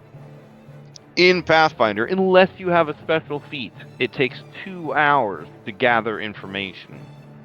There is a gather information exploration action on your action HUD that if you bring up your action HUD, you can then do that. So if you click on action HUD and you go to the exploration one, there is gather information. And gather information should kick through as default as private to GM. The reason for this is if you critically fail an investigation, I will give you false information. All right. So since you guys are doing it together, one of you can roll the main check and one of you can roll to aid the other person. That means you only have to get a 10 or higher, and then they can get a +1 bonus. I don't think anyone has expertise at this level, so it would just be a +1 bonus. If you, I think, critically succeed, you give them a +2 bonus. If you want to each roll separately, that's fine too. But I just need to know what the situation is. So I got some rolls already. Loritz, if I could get Gold Leaf in on there. Loritz will aid Gold Leaf. Okay. Duh. All right. Oh, and in my campaigns, you can use a hero point to give yourself advantage on a hidden roll, but I will never tell you if you should re-roll a hidden roll with a hero point. So if it's a really important roll and it's a hidden roll and you want to make sure you're doing good, you could spend a hero point to give yourself advantage to that roll. It's also at this point that we should probably talk about the hero point cards, right? So everybody gets 2 hero points at the start of the session, and then you get 2 hero cards to go with that. On your action tab of your character sheet, which is the little Pac-Man icon, you're going to see it says draw 2, and it's glowing because it really wants you to push that button. If you push that button, you'll draw 2 cards. You can spend these cards along with a hero point as part of the cost of spending them to do the thing on the card. And more often than not, it's like be a better fighter. But sometimes there's actually some pretty cool stuff on there on the cards. And sometimes they're like life-saving things that are on there. So go ahead and go to your sheet now and then draw and take a look at your cards. To keep the game moving, we don't allow the trading of cards between players. So whatever you get is what you got, essentially. Yeah, where do you draw the card? So on your character sheet, you have to open the actual character sheet. You go to the second tab, the one that looks like Pac-Man eating a pellet. And then you're going to look for the word hero actions, and then there's going to be a little glowing button that says draw 2. You have to make sure that you have hero Oh yeah, you points. got to make sure you have 2 hero points. So the little dots at the top of your character sheet underneath your name, yeah, make sure you have 2 of them toggled on. So I don't. So I ended up having to add the gather information action. Okay. So and that's the only thing that I have on like under. Oh, I should ask when. All right, so when you have your mini selected, if you push your middle mouse button down to bring up the macro wheel, under the player, I think it's under the player one, right? There should be the action. Wait, where'd the action thing go? Did somebody move the action? Oh, I see it. It's under actor interactions. So if you go to the black horse, and then there's going to be that basic action macro thing there. Yeah. Like that brings up a dashboard that has like every single action in the game, including gather information under the exploration tab. Do you see it? So I'm under. So I middle mouse click. I went to the black horse, and then it has like a bunch of things around it. Yeah. You're gonna go to the one that's a black circle with a gold Pac-Man on it. Oh, okay. So basic action macro. Yep. Oh, okay. That's and cool. that has everything you need. Now, do you guys still have a hotbar right on your screen? Yeah. My recommendation is that you definitely want to add basic action macro to your hotbar because you're going to be using it like all the time. I'm not sure how to do that though. Does it no longer have a little folder for you guys to access your? It's No, further I to the left don't. than it used to be. Oh, did they just move it? Is it that? It should be a little folder next to the hotbar that lets you. Okay, yeah. Okay, so it's not where it used to be. Okay. At the end, but it is at the bottom, like left corner. Okay, so once you open that, you'll see all the macros that show up on your macro wheel, and then you could go and drag the ones you really like onto your hotbar. And then you don't have to keep middle mouse wheeling every time you want to do it. Yeah. So yeah, that's awesome. So that we have like gather information. Correct. Yeah. So this thing has 3 different tabs, so it covers your downtime activities, your exploration activities, and your encounter stuff. And it's smart too. So if you go to do something that uses 2 different stats, it'll always take your best stat automatically for you. Oh, that's cool. And you were talking about drawing cards. So like, right? Yeah. So once you have hero points on your character sheet, you go to that second tab that has a little Pac-Man, and you're looking for hero actions. It'll be underneath your attacks, and then you're going to see a button that says draw 2 if you have 2 hero points. If you click that, it'll draw 2 cards. They'll appear underneath hero actions, and you can use those instead of using a hero point. So, okay. yeah. So the primary function of hero points, is worth repeating, is that you can re-roll a roll you don't like. So if you roll bad, you can be like, I'm gonna use the hero point to re-roll it. In fact, in chat, if you right-click on a roll, there is an option that says use the hero point to re-roll.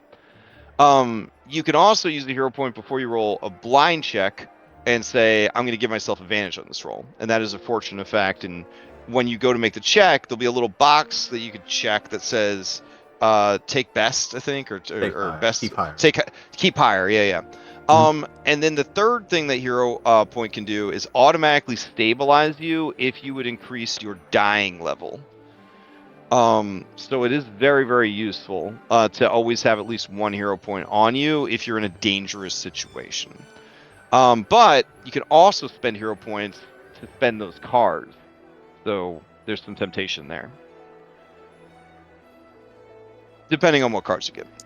Yeah, that's cool. Yeah. Yeah, oh yeah, there's a lot of cool stuff in Pathfinder. It's okay. This is an okay system. It's alright. It's 1 point per card, right? Yes. Yep. And you do have to, when you spend a hero point, discard one of your cards. So if you use a hero point to re-roll, you do have to go in and then discard one of your cards. So that can make spending hero points oof. Yeah. If you've got 2 good cards, you're like, do I really want to re-roll? Because I got these 2 good cards that can't decide which one to get rid of. Do they just last the entire session, or is it forever? We redraw. They go away at the end of each session. Good question though. Oh, and I might have just restarted the thing because I had told you guys I was going to turn on the critical hit cards and the critical fumble cards, and now I'm turning them on. What if we let non-boss, non-mid-boss bad guys get fumbles, but they just can't get critical hit cards? Would that be okay? I think that'd be pretty fun. Yeah. Yeah. That could lead to some funny stuff. Yeah. Yeah, I just don't want to They're get a little bit more quadruple damaged by like a fucking crab or something like. Oh, I have makes been sense, one makes shot by sense. the goblin archer. Yeah, I've had that happen. Yeah. Random goblin just shoves its knife in your gut. Remember the one guy though that had like a plus 29 perception, and then he got shot through the eye by that orc, and then somebody said, "Well, he didn't see that coming." Like, bro, I mean, I'm gonna forget my own name, but still remember that moment. Like, so good. I don't know. It's always the best getting murdered by a. I mean, By there's a- a point by where a mook. the guy had Exactly. metagamed it so much Yeah. that he turned his eye into a magic Hey, item. listen, I run plenty of games where you get killed by, random crap. But for this game, I do agree that, Yeah, you it's probably guys, opposite. we're going for a more heroic fantasy kind of game. So, we'll try to mitigate that a little bit. I mean, Tuesday night, we almost took 6 damage from a random snake, because Dom running them crit cards like he's Satan. So, yeah, don't worry about it. Don't worry about it. All right. 6 damage. Jesus.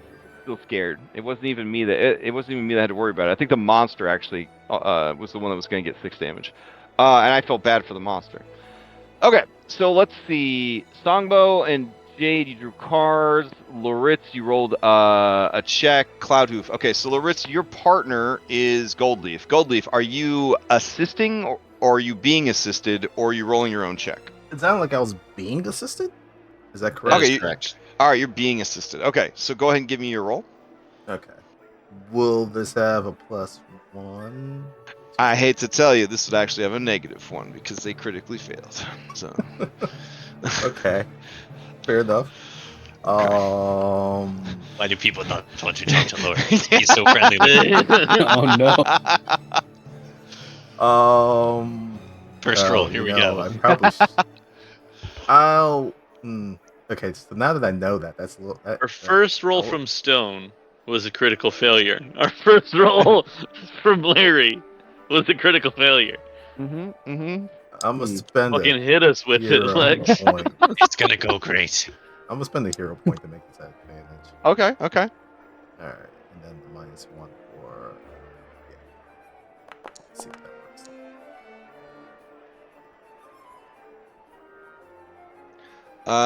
Okay. Nice.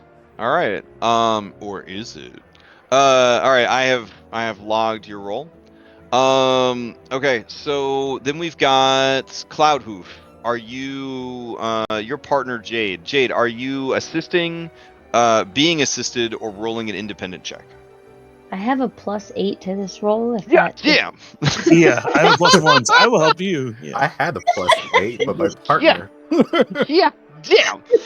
All right. Well, I got I've only got a bad +2. news for you, Jade. I got bad news for you, Jade. Maybe it's because the Minotaur of this region of the city are not very friendly towards Cloudhoof. Like they kind of get like a little standoffish, or like don't want to look at him or make eye contact with him. As sort of a general rule of thumb.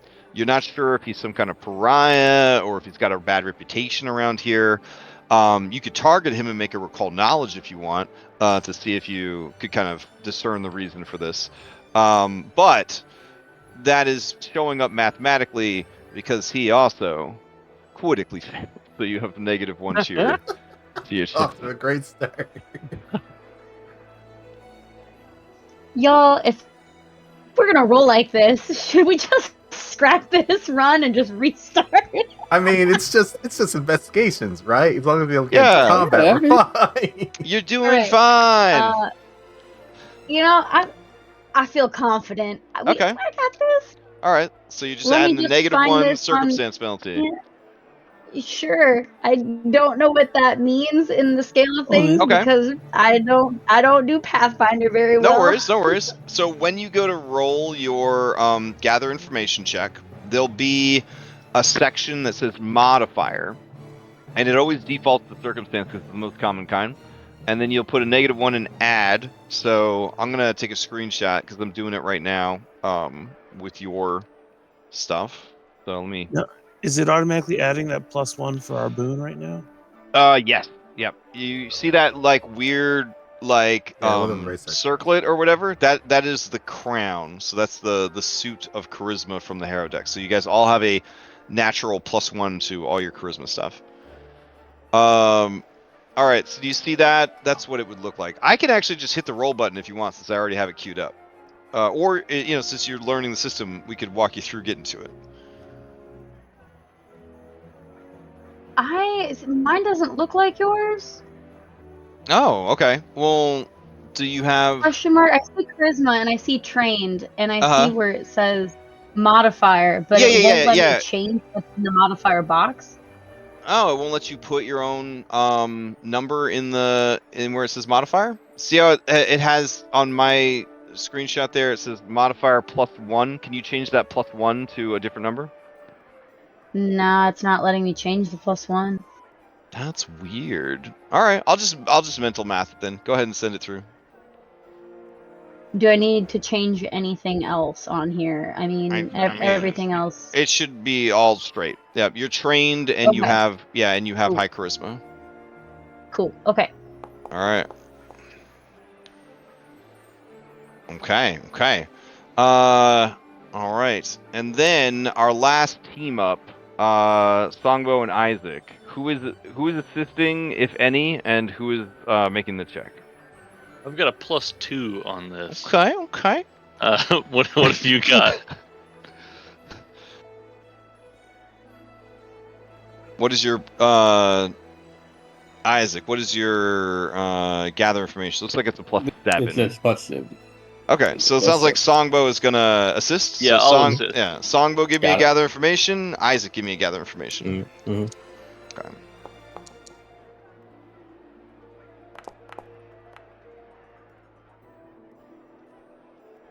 Right. So, in order to keep whether or not you critically failed a mystery, when you do a gather information, and you don't do well at it, I will say that you can ask one question, or sometimes I'll say you can ask 2 questions. That way you think you might have critically succeeded when you actually critically failed.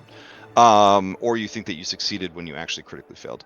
When you fail, I'm generally just going to be like, you couldn't find anything useful. When you succeed, you get to ask any one question relevant to your the thing you're gathering information on, and if you critically succeed, you get to ask 2 questions. With that in mind, let's go through this thing. So, Isaac, you get to ask 2 questions relevant to the. Well, because we're speaking to siblings. When was the last time you saw your relatives who have gone missing? And Okay. Mhm. So you're asking them when the last time was that they saw the relatives. Okay. Mhm. I'll update this list then with that information. All right. So Marco was 5 days ago. Mhm. Let's see. Krellin was 5 days ago. Probably never going to see Krellin again. That's a very killable name. Yeah. Varric was 5 days ago. Lilia was 7 days ago. And Right. then Dervin was 7 days ago. And then Tara Brightmane was 10 days ago. The second question I had. And Rurik was 10 days ago. Songbow, let's see what you have something to ask. Okay. Oh, you want me to ask the second question? Yeah. Oh, yeah.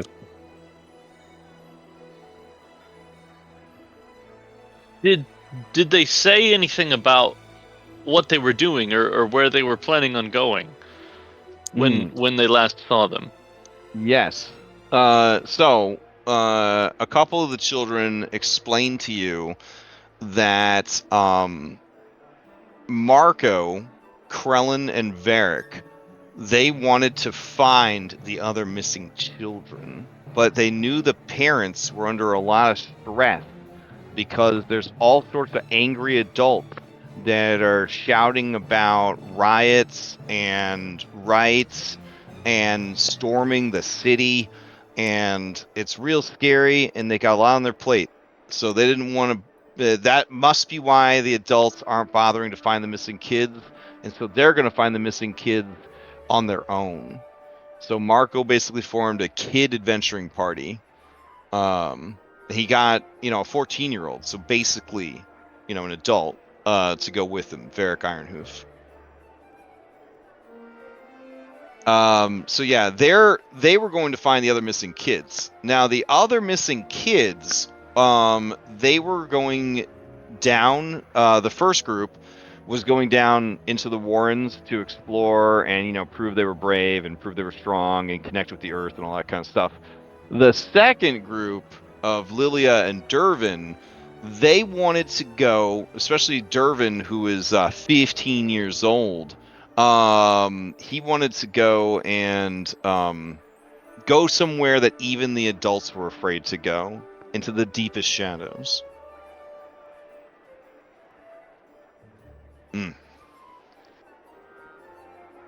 All right. Jade, you and your partner may ask 2 questions.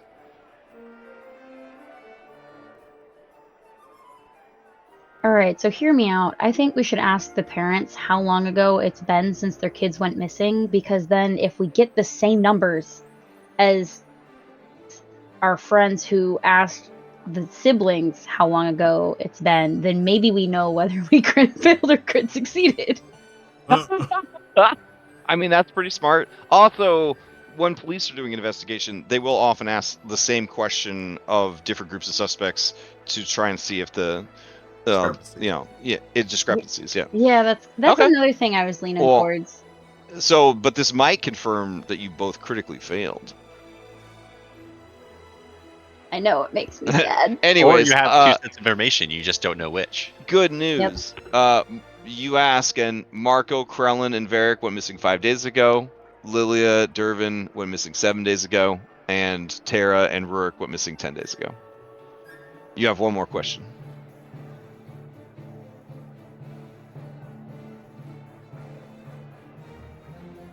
If you have another question in mind, Stone, go for it. Ask them. How's the unrest been? What's the latest on the unrest down here? Nice. It's real. It's real bad. It's real bad. There are rumors of a coven of Minotaur witches operating out of the darkest places, the darkest and forgotten places of the Warrens, that are gaining a lot of popularity, and their followers are basically inciting these feelings of like outrage and sort of stoking the embers that were kind of stamped out in the first rebellion, like 26-ish years ago. They're kind of fanning those flames and getting the Minotaurs all worked up and upset again. Now, admittedly, they have a lot of legitimate things to be upset about. But, I mean, they're in a worse position now than they were back then. It wouldn't go well for them to choose a violent path at this point. Yeah, gotcha. Yeah, but there is sort of a preoccupation towards that you could kind of understand, with maybe a bit of hurt in your heart, why finding these kids has not been a higher priority for the people here, because they're kind of blinded right now by this anger that's being stirred up. All right. So this interaction between Stone, between Cloudhoof and the parent, do I get a sense that like they're uncomfortable speaking with him? Like, because since I noticed that there was a little unease when we approached, am I feeling that in their conversation? Well, you can give me a perception. Go ahead and give me a perception as you sort of watch this this exchange.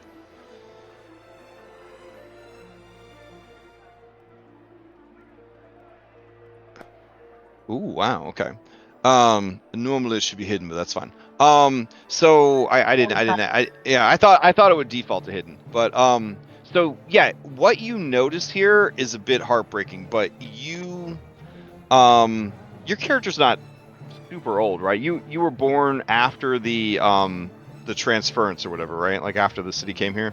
Yeah. Yeah, Jade okay. is in her early 20s. So you have heard your parents and other older people in your community of the Tien Cheng community talk about when the city first came over here, and then the first incidents began to happen with the returned.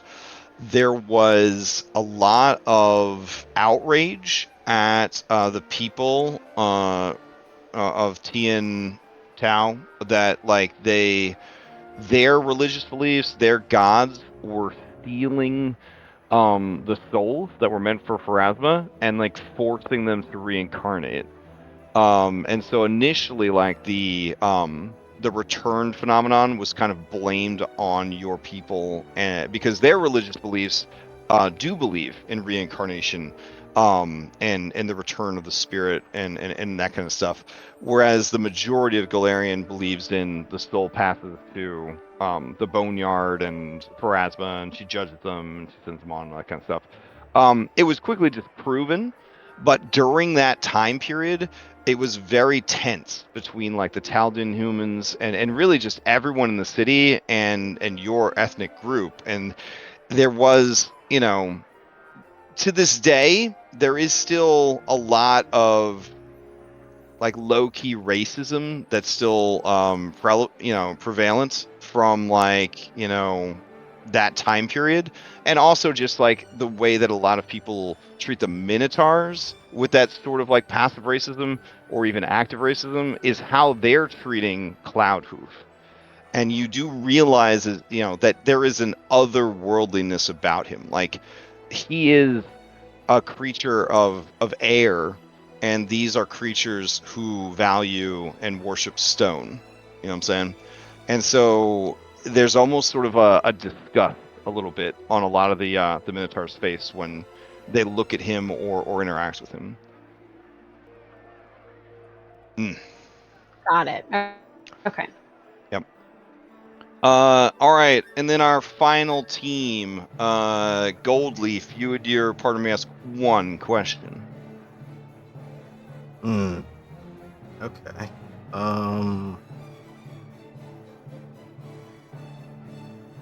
From Boulderhorn, he said that the stone guards, because of the unrest that's been going on, they haven't been able to do any searching so far. They haven't been able. Yeah, that's what they told him, is that they have too much going on with the civil unrest. Okay. Yeah. I think Goldleaf would then ask, hypothetically, if you were to have the time to search for these missing children, where would you start? Oh, okay. Yeah, they would tell you about some popular and relatively safe locations in the Warren where, the worst thing you're going to run into is, maybe a swarm of rats that is hiding out from all the snakes that have been, brought into the city. But like, yeah, they kind of give you like, these are places we know the youth like to hang out, sort of thing. Could I make a sense motive to see if they are covering something up? Yeah, sure. Just going blind. Sounds to me like unattached cops don't understand the kids type of response. So as you listen in, it seems like these guys are tired, stressed, and torn emotionally, and they're actually a little upset that outsiders have been called in to do what should be their job.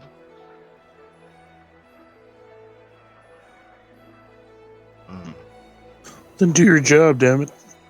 Sorry, not there. Trouble yourself no more with this. We will see to it. Okay. Then with a gruff sort of snort, they give you like a bro nod, clap you on the stony arm, give it a hard squeeze. They've always admired the gargoyles of Terranathus, and they feel for your people's condition and the state they've been left in. In many ways, the Minotaur feel like you guys got screwed over just as hard as they did. I've watched many of my brethren pass away and enter stasis forever. Yeah, I mean, that's some heavy news to drop on this guy. So he just nods again, and he says, "Find strength in stone. And if you do find out what happened to those calves, come back and tell me, please."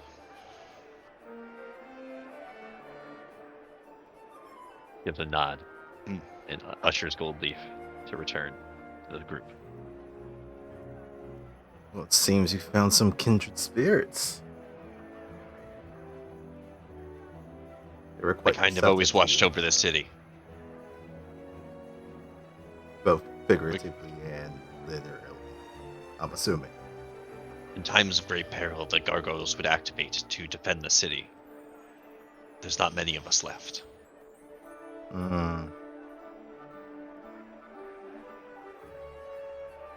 My condolences.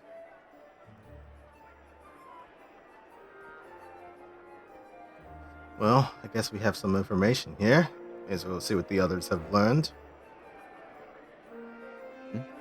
All right, so you guys all meet back up at a preordained location, and about one, we'll say one. Oh, that's really cool. Okay, at 1:30 in the afternoon. All right, sharing your notes. Jade, you are pleased to see that the other team had an incredibly insightful and thoughtful question about the missing dates as well, and that your information matches up. Yeah. hopefully that means we were both successful. All right. I don't know if this information has aided you and improved your situation or not. Do you want to gather more information, or do you feel that you're ready to head out? So we have a list of places that the authorities think kids would go to. Mm-hmm. Does that sound like, well, does it sound like something these kids would go to these places, or to more unsavory, dangerous, exciting places? I mean, because they have the information from the children, they're saying that they are going into, what is it, the places that their parents were afraid to go to. Is that what Yeah, and the blacksmith, he said that they looked around in the safe areas already. I don't think that's where they'd be. This rumors of these witches, though, that has me concerned. I feel like maybe it might be related. Witches? You mean like ponders? We would know of Well, there were Minotaur witches, right? They're behind this grumbling that's resurfacing. You guys can attempt recall knowledge if you'd like. And just don't target anything, just do a general one. And all right. Raw. I'm supposed to ask you guys to pick which lore skill to make, and then you're like playing like a guessing game. You're like blindfold throwing darts. Generally how I like to play, and the groups that I've been in like to play, is you just hit that recall knowledge button, the DM scans all your skills and sees if any of them are appropriate. Okay.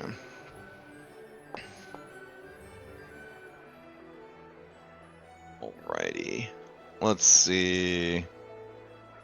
So you did a recall knowledge roll, but it didn't actually add any of your lore skills in, Isaac. Did you use the macro? I don't know if it added any lore skills. So it's probably. Weird. Okay. Let me see if I can trigger it. Hold on. I literally think that like under my lore skills are blank.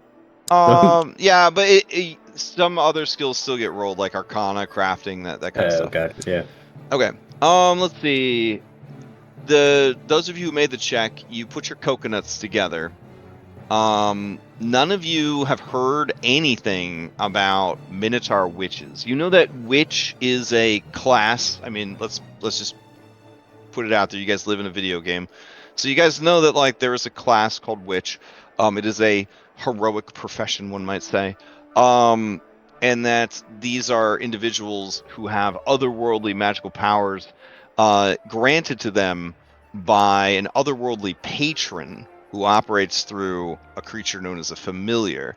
They're basically, if like a wizard was too lazy to go to school and they just got like a sugar daddy or a sugar mama. So Pathfinder's version of a warlock. Yeah, exactly. They're a Pathfinder version of warlock.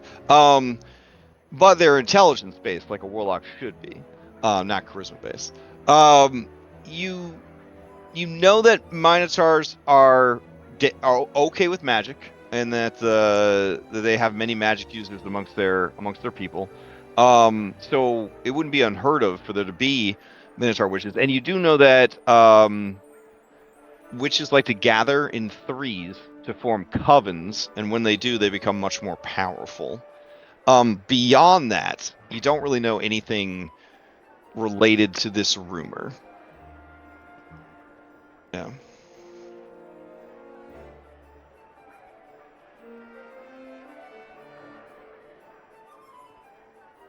It could just be a coincidence, but it doesn't seem like we have any experience in this area. I want to go to my mom's house.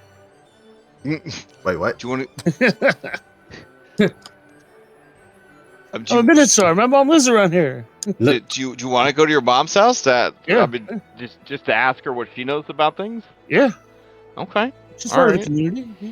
All right. Is everybody okay with that? That's gonna probably add another 30-ish minutes to your investigation time. I guess that's fine. Papa was just like, I want to go ask my mom, but just turns and starts walking. Like, It's like, all right. Yeah. during the time he's asking his mom, can we fill in the blacksmith on everything that we've learned so far?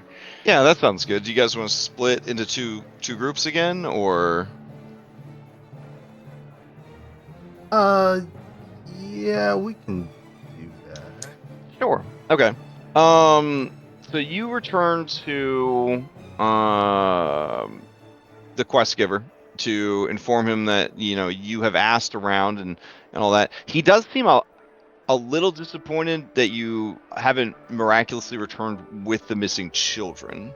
There's kind of that undisguised like, oh, like they're here, like I thought, it's been a couple hours. Maybe they found the kids. So they get excited and then they get a little crestfallen. They listen to you and they confirm that the things that you've heard are accurate. Essentially, it says, yes, from what I know and what I've gathered, this all seems correct. Did you perhaps find some meaning in it that would help you? Well, these places that the guards mentioned, those would be the type of places you checked already, right? Yes, absolutely. And he goes down the list of all of the popular hangouts for youth, and they have checked all of those. All right. Well, it looks like they definitely went into that deeper, darker section that you were talking about, and I think maybe try to be a little more open with your children. It seems some of them went back there because they were afraid you weren't doing anything. Oh man. So like his face kind of like hardens, his eyes kind of like narrow, and his breathing comes a little slower and heavier, and he says, I am aware of our shortcomings. I have failed as a protector and as a father. I was so desperate for aid after being betrayed by my former servicemen that I turned to that greasy little lout. I'm sorry, I blame myself for what happened. My son asked us to do more to find the other children. Now that I hear that he went off to find them in our stead, I am sickened by my cowardice. Don't beat yourself up. Seeking help isn't any sign of a failure. It's just it's important to know these things. I'm not trying to rebuke you or anything like that. It's just this is good information to know. You have to know all the information before you can act on things. Sometimes. Exactly. And I mean, your community has been going through the rough of it. It's all right to seek outside help. Don't worry about it. Sure. All right, so the camera cuts over to Larit, Jade, and Cloudhoof.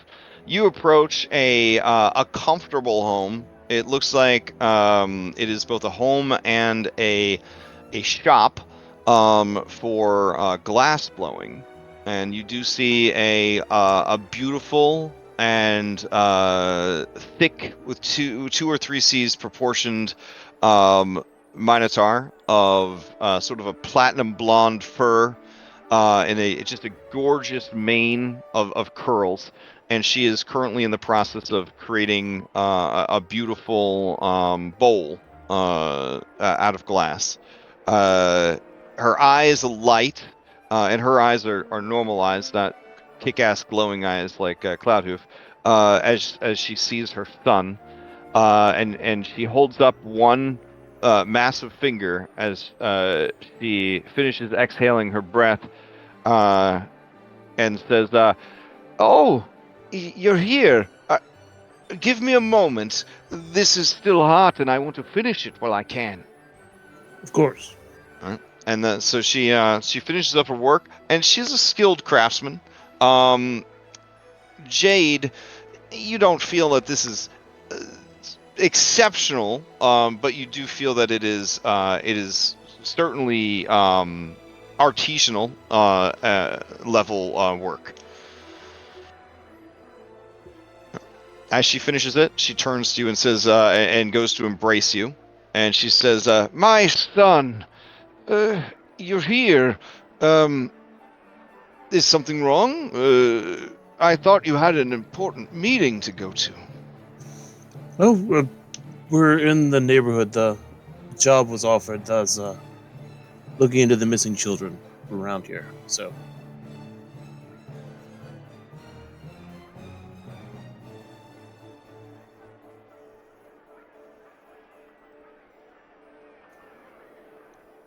Oh, can you guys hear me all right? Yeah, she can hear you. All right, so she listens Okay. intently, and she says, "Oh, well, are you here for a late lunch?" No, I just didn't want to not stop by while we were in the area, and also see if you had heard anything About? about the missing children. Oh, a terrible thing. Yes, it's a lot, isn't it? More than 5, I think. It does seem to be a startling number. It's adding up. Yes, it's a shame. The Stone Guard haven't done much to find them, and there was a group of parents that went searching, but they got discouraged very quickly. Why did they get discouraged? Well, this is not a great time for our people, little fox. May your soul finally find its way. And Jade, you have gotten used to this. There aren't normally like fox people, so the assumption is that you are an awakened animal, and if you're an awakened animal, you're probably returned. And a lot of people, especially very spiritual people, they feel really bad for the returned, because your soul got lost. Question mark. So like, yeah. I feel like I would have gotten used to it at this point. Mhm. And then anytime it does happen, I just offer a polite bow of my head in respect to the fact that they're acknowledging my situation. Okay. Yeah. And she says, yes, there's, well, I dare say I call them echoes of, I don't want to say civil war, but old wounds are being reopened, and, let's just say that blood is clouding the vision of our people.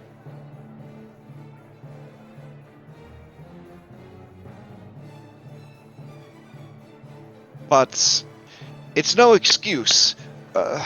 We have plenty of able-bodied men and women who should have found those children by now. I dare say that they just gave up. It is known that as the island shrinks, as we're forced to sell off brick by brick and stone by stone of our ancestral home, that the creatures that were brought over and the transposition have less and less room to roam and become more and more agitated. I think most believe the children were eaten by something living in the Warrens. You don't plan to go down there, do you? No, that's what we do. Oh, you're so adventurous, like your incredibly beautiful father was.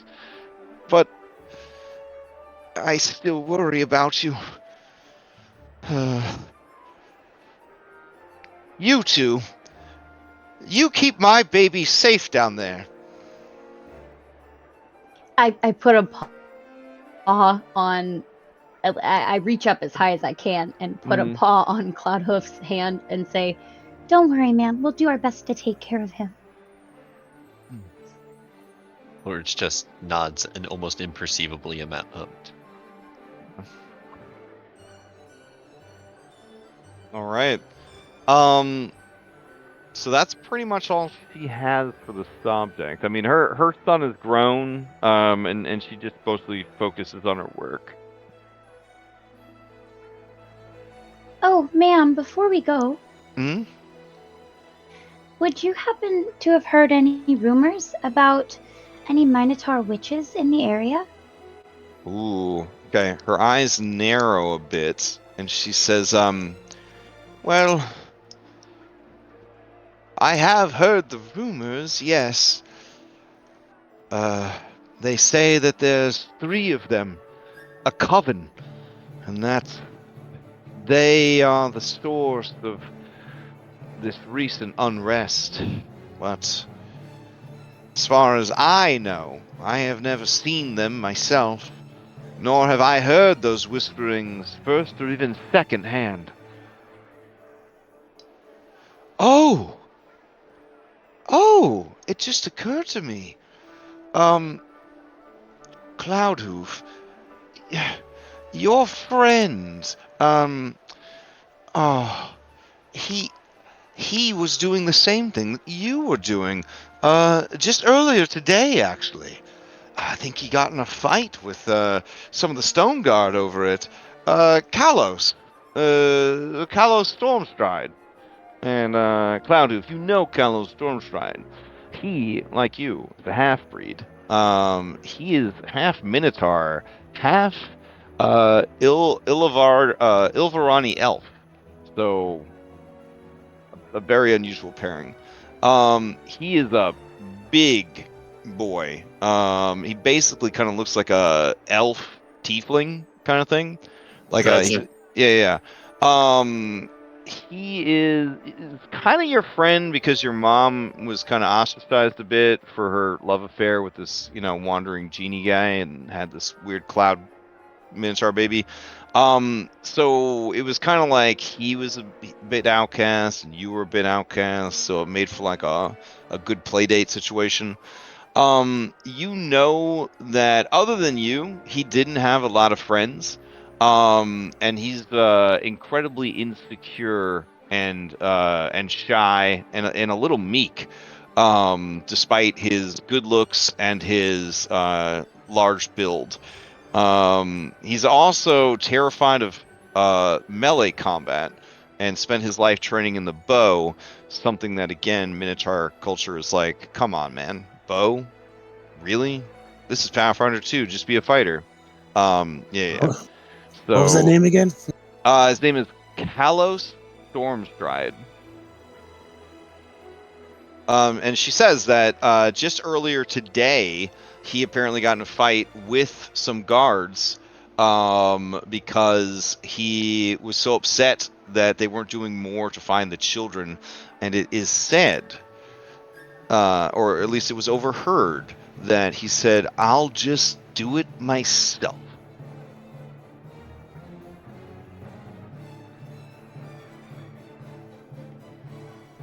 Well, that doesn't bode well. Let's keep an eye out for him. All right. So then you guys meet back up at the pre-appointed time and place.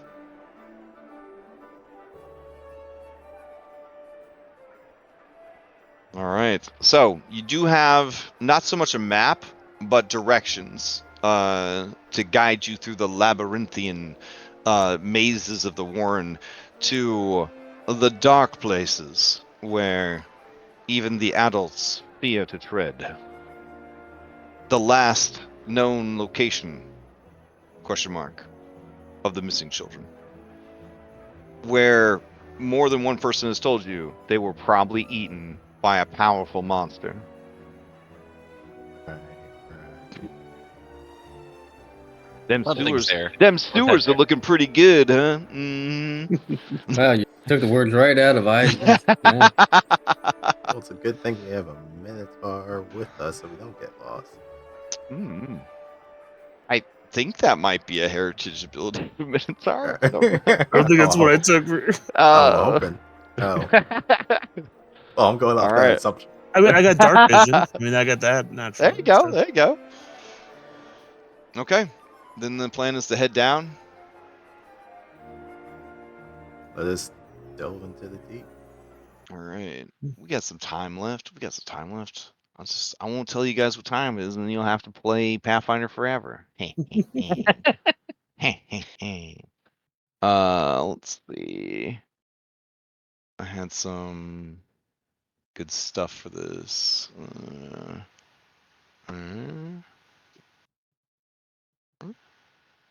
Oh, here it is. Okay.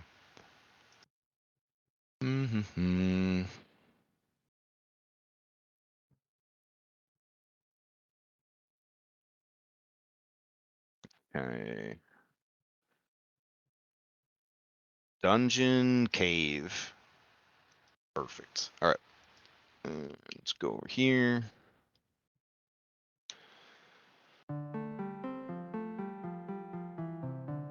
All right. So I will need a hidden society roll, because that's the skill you use in Pathfinder to read maps and follow directions while in a city.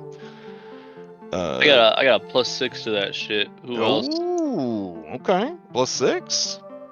Okay. Can we aid in this? Yes, one person may aid. I have a +3, so I can aid. Okay. All Which right. is So one roll for the group, right? yeah. Well, technically, each of you could roll if you wanted to.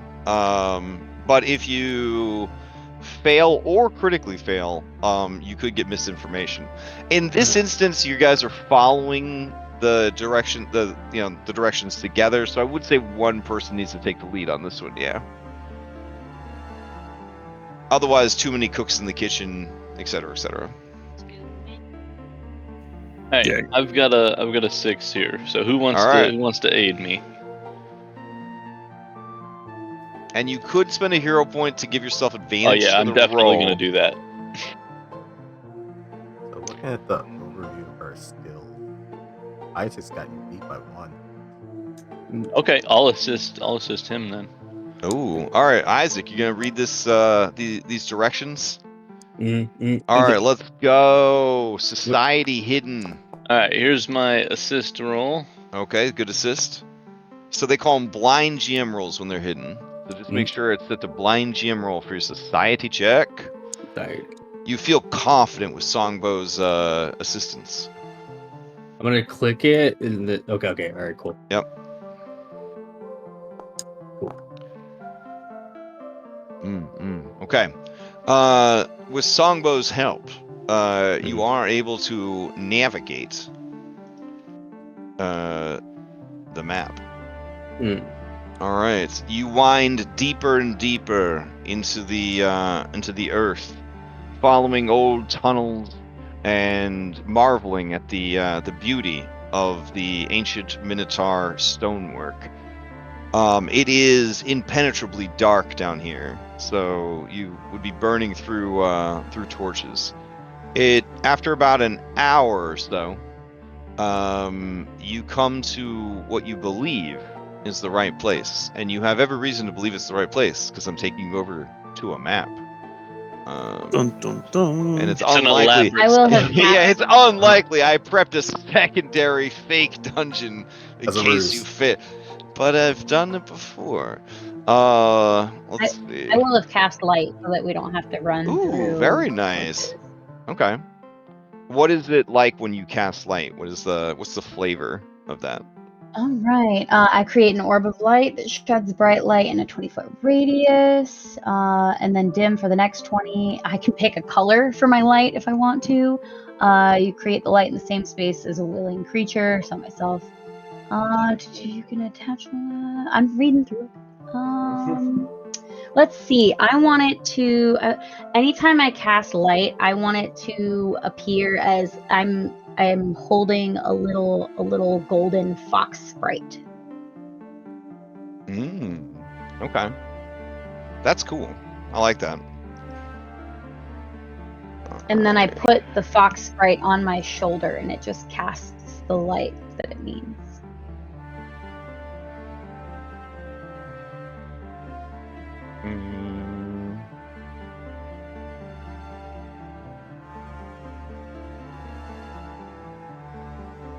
All right, as you guys follow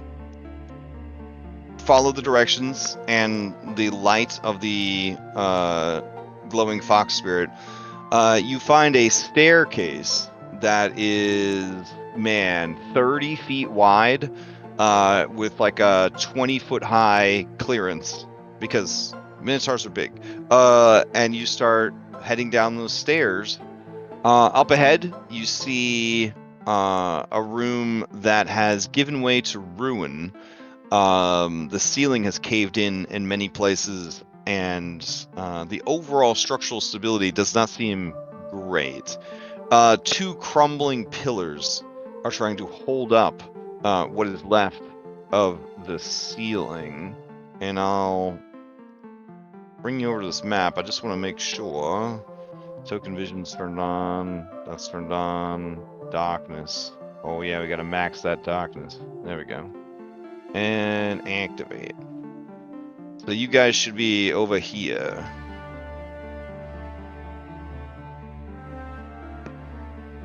Alright, so Jade, you cast the light spell. So let me see if I can do something with that for you. Light. Is it the light cantrip? There we go. Yes. Nice. Man, I'm just saying, guys.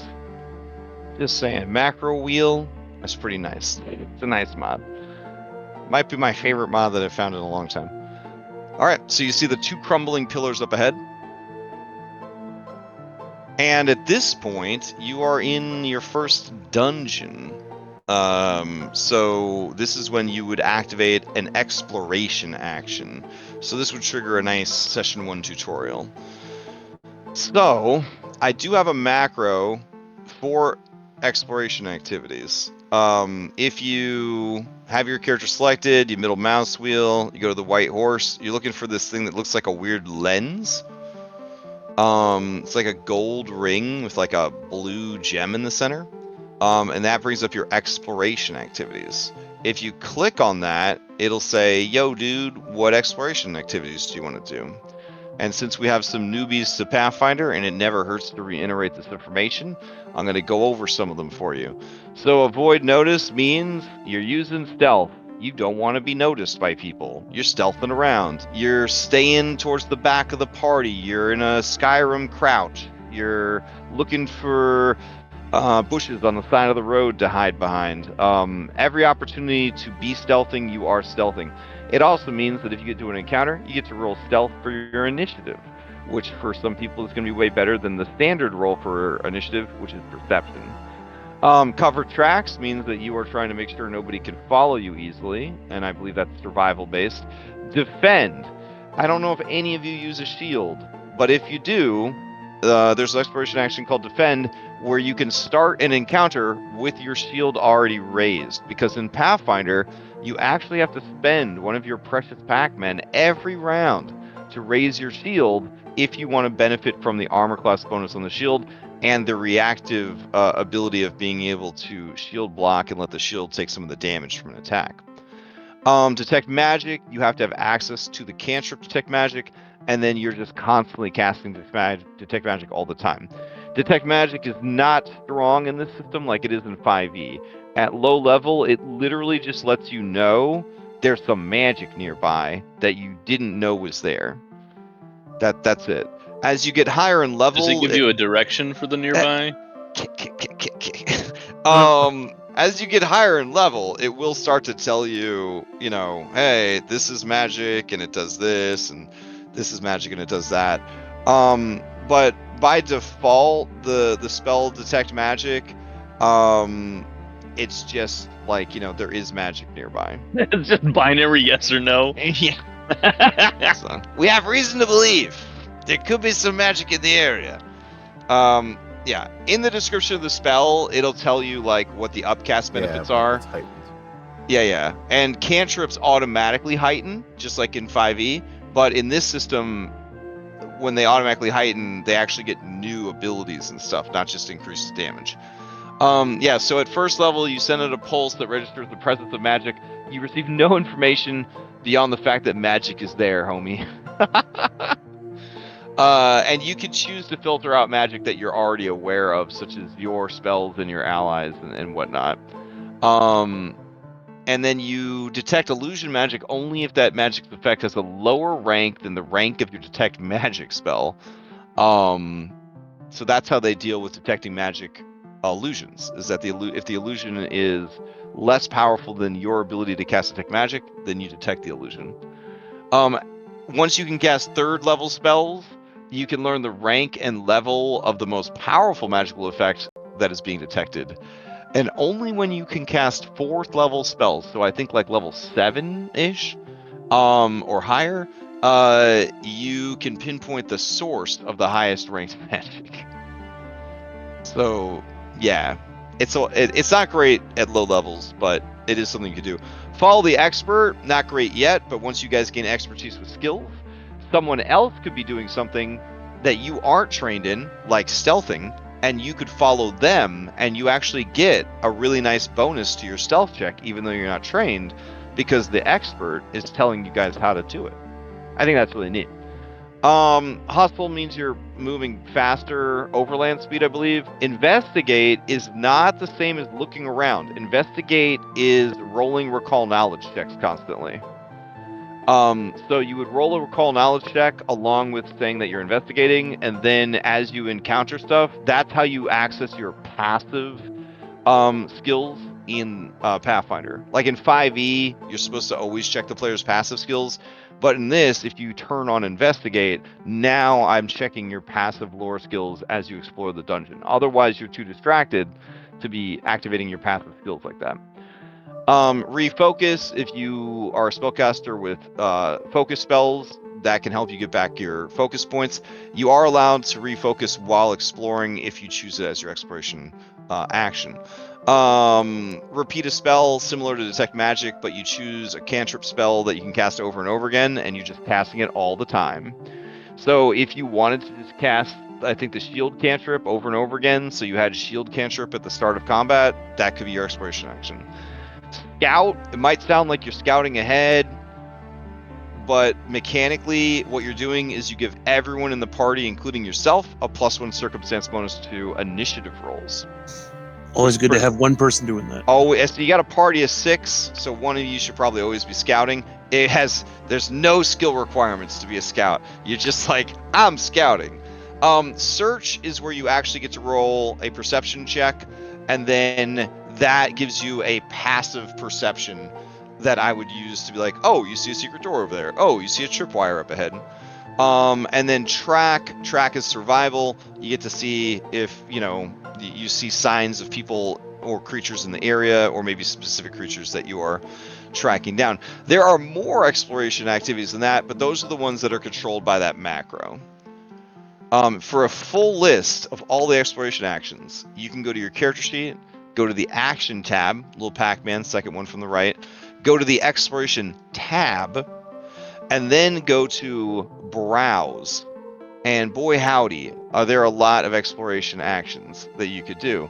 And these are pulled from every published adventure. Some published adventures have special ones just for that adventure, like Sea Shanty, probably going to be important later in this campaign. You probably don't need to sing a sea shanty right now.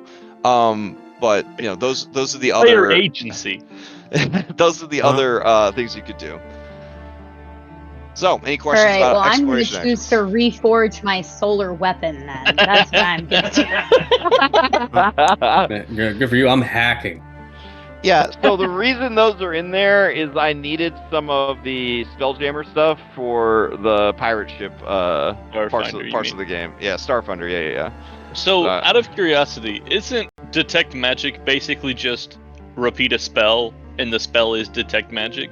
Yeah, but it's the most popular one to do that to, so they gave it its own special one. It's like how there's Coke and soda, you know what I mean? I thought you were gonna say it's like how there's Coke and cocaine. Oh, well, I mean, No, that's not a good analogy. But Yeah.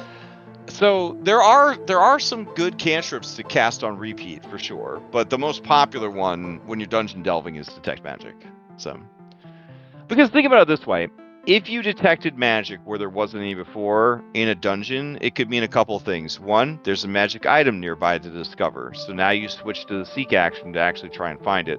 Two, there's a magical trap nearby, so now you switch to that and try to figure it out. And three, there's an illusion nearby, so now you're more aware that you're looking for illusion. So it does have its purposes, but Pathfinder is a big fan of not letting a single low-level spell completely solve every problem for you. Not that Make any all those other, not spells that worth it. any other, not that any other system does that. But I'm just saying that that they try not to do that. You mean prestige everything? yeah. Mend my broken heart. Mend my broken heart. So it looks like everybody is picked their actions. All right, a lot of scouting going on. That's cool. And then you're heading out. Oh, I think it actually applies scout to everybody if one person does it. Yeah, I picked That's scout. hype. That's Oh, wow. hype. This guy's so smart. All right. So if I was gonna scout since I've casted light and I can't do another concentrate anything while I have light cast. If you want to do detect magic, like we could whip out a few torches. Yeah, sure. Okay. We can do that. So. All right, I'll light a torch. All right. Is that a thing I have to do on my sheet? I've never lit a torch before because every character I've played has had dark vision, but might be. I know that I cannot read properties of null reading document. Do you not have a torch on you? It's in my backpack. That might be why. Oh, okay. I You think might it. I equip think it it to hand. actually. I think it actually went and checked to see if you had a torch before it let me light it. Oh no, there it goes. Okay. All right, that would be crazy. All right, so one torch enough, or do you want a second person to have it? And you do actually have to have the torch in your hand, and this game is not so about hand economy. In before anybody says it's ableist, they have a very affordable range of prosthetics in this game. So you're never going to be without two hands for long. That's why I took the buckler instead of the shield, so I can have an open hand. Ooh, nice. All right, anybody else turning on a torch? I'll turn on torch. Okay. I got you. Thank you. Going through all of the. Oh yeah, actions. I think it is actually checking to see if you have a torch in your hand before it lets me turn on the torch for you. Dom's saying put a torch in your hand and it will pop up on the action tab. Ooh, nice. Okay, so go to your bag, click on the right click on the torch and equip it, or click the little Is there a equip way icon. for me to not take all 5 torches out of my bag when I do that? Boy, that'd be cool, right? I think you have to separate them. It looks like you have one torch in equipment, and then I don't see your other 5 torches. Oh, I see them. There we go. I would say It's not a big deal. It doesn't matter. It doesn't put Yeah, me yeah. over or anything like that. I was just curious.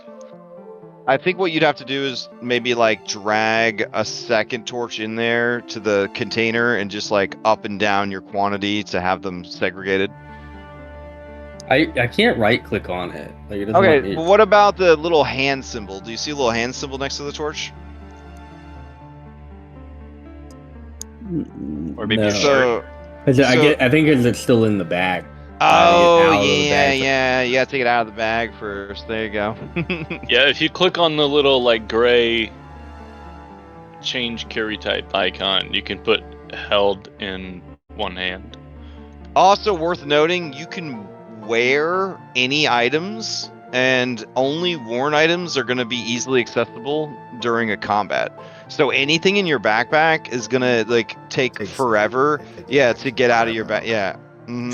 So having one torch on your belt is not a bad idea. Yeah. The only problem with wearing things is that they do hit your encumbrance a little bit harder than if they're in a backpack. Just gonna keep that in mind. So I don't see any torches on you. Did you delete yours on accident? I think I deleted them on accident. All I'm right, trying no to pull them worries, no back up. worries. All right. right, I got you. Oh, God, so We're bright. we're learning. I think that my boundary's being weird, so I'm gonna. All right, so I'm gonna put a torch. It says Isaac already has a torch. Yeah, it wouldn't let me drag one in. Weird. Yeah. Here, I got you. There we go. So you got a torch. We're gonna hit the button. You're gonna hold it in one hand. Hell yeah. All right. Now under action, it says sheath and drop, but you'll notice that as soon as you equipped it, it turned on the torch light. Got it. Yeah. That's how smart this crap is. All right. That's what's cool about Halo. Okay. So you guys stand at the bottom of the staircase, the two crumbling pillars holding up what's left of the ceiling, and you do notice, without even a perception check, that mixed among the rubble and debris are bones.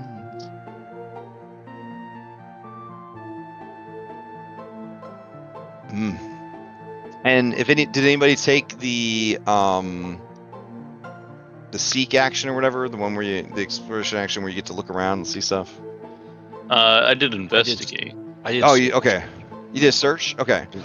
Did it prompt you to make a roll? Oh, I it did. I did roll. I see it. Perfect. Okay. With that roll, you would hear a snorting and snarling sound, Loritz, around the corner. Loris silently gestures to his companions. I don't like that. While I'm spam detecting magic, do I notice anything? You do not, but I do see that you have the icon, so I will let you know if any magic is around. Cool. Yep.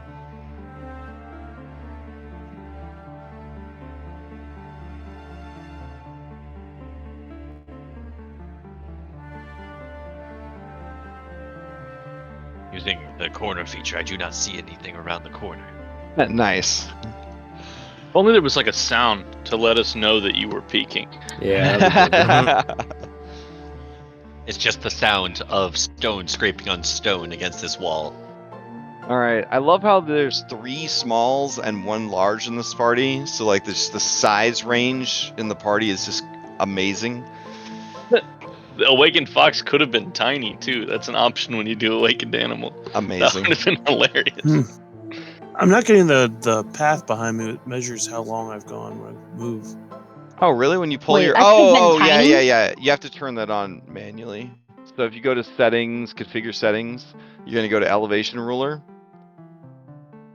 And then you're going to check the box that says use token ruler. Awesome. Yep. All right, yeah, Loritz, you hear that? You hear the snorting up ahead. It sounds like it's 2 different creatures. Just a real deep, slobbery sort of like, and you kind of hear like the dripping of like saliva spattering against the stone.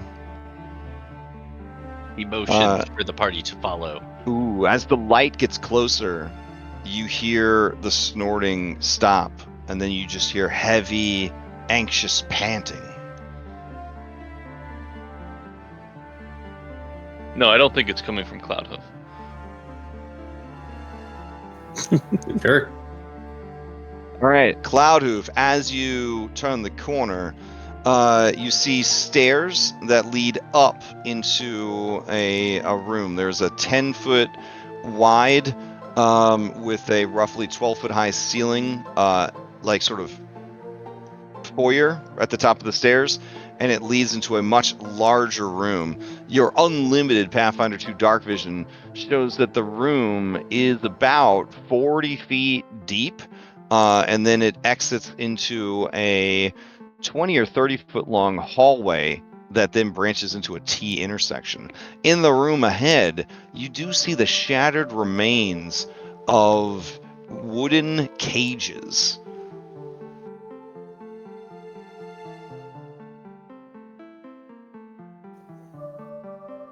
I'm gonna raise my shield and say, "Be ready." All All right. As you step into the doorway, you can see with your dark vision, and I think you were the only one that can see what's in there so far. One hideous canine-like beast. It is a sort of morbidly obese mastiff or hound. It is mostly hairless, except for sort of a mohawk ridge of fur that goes down its spine. You see oversized tusks tearing at the creature's jowls, and you see its tiny red eyes bulge with hatred. Its body is covered in pustules, sores, scars, and scales, and it has an adorable lizard-like tail that is far too small for its body that whips and snaps left to right. The creature seems to be in a fury, and looking at its injuries, it seems that it has broken free from this cage. It is going to roll into initiative along with everyone else. And maybe that would be a good time to stop right before we roll initiative? Or do you guys want to, then we pick up right? Yeah, okay. that's good. Yeah. All right, sweet. And I'll take you guys back to the dashboard for now.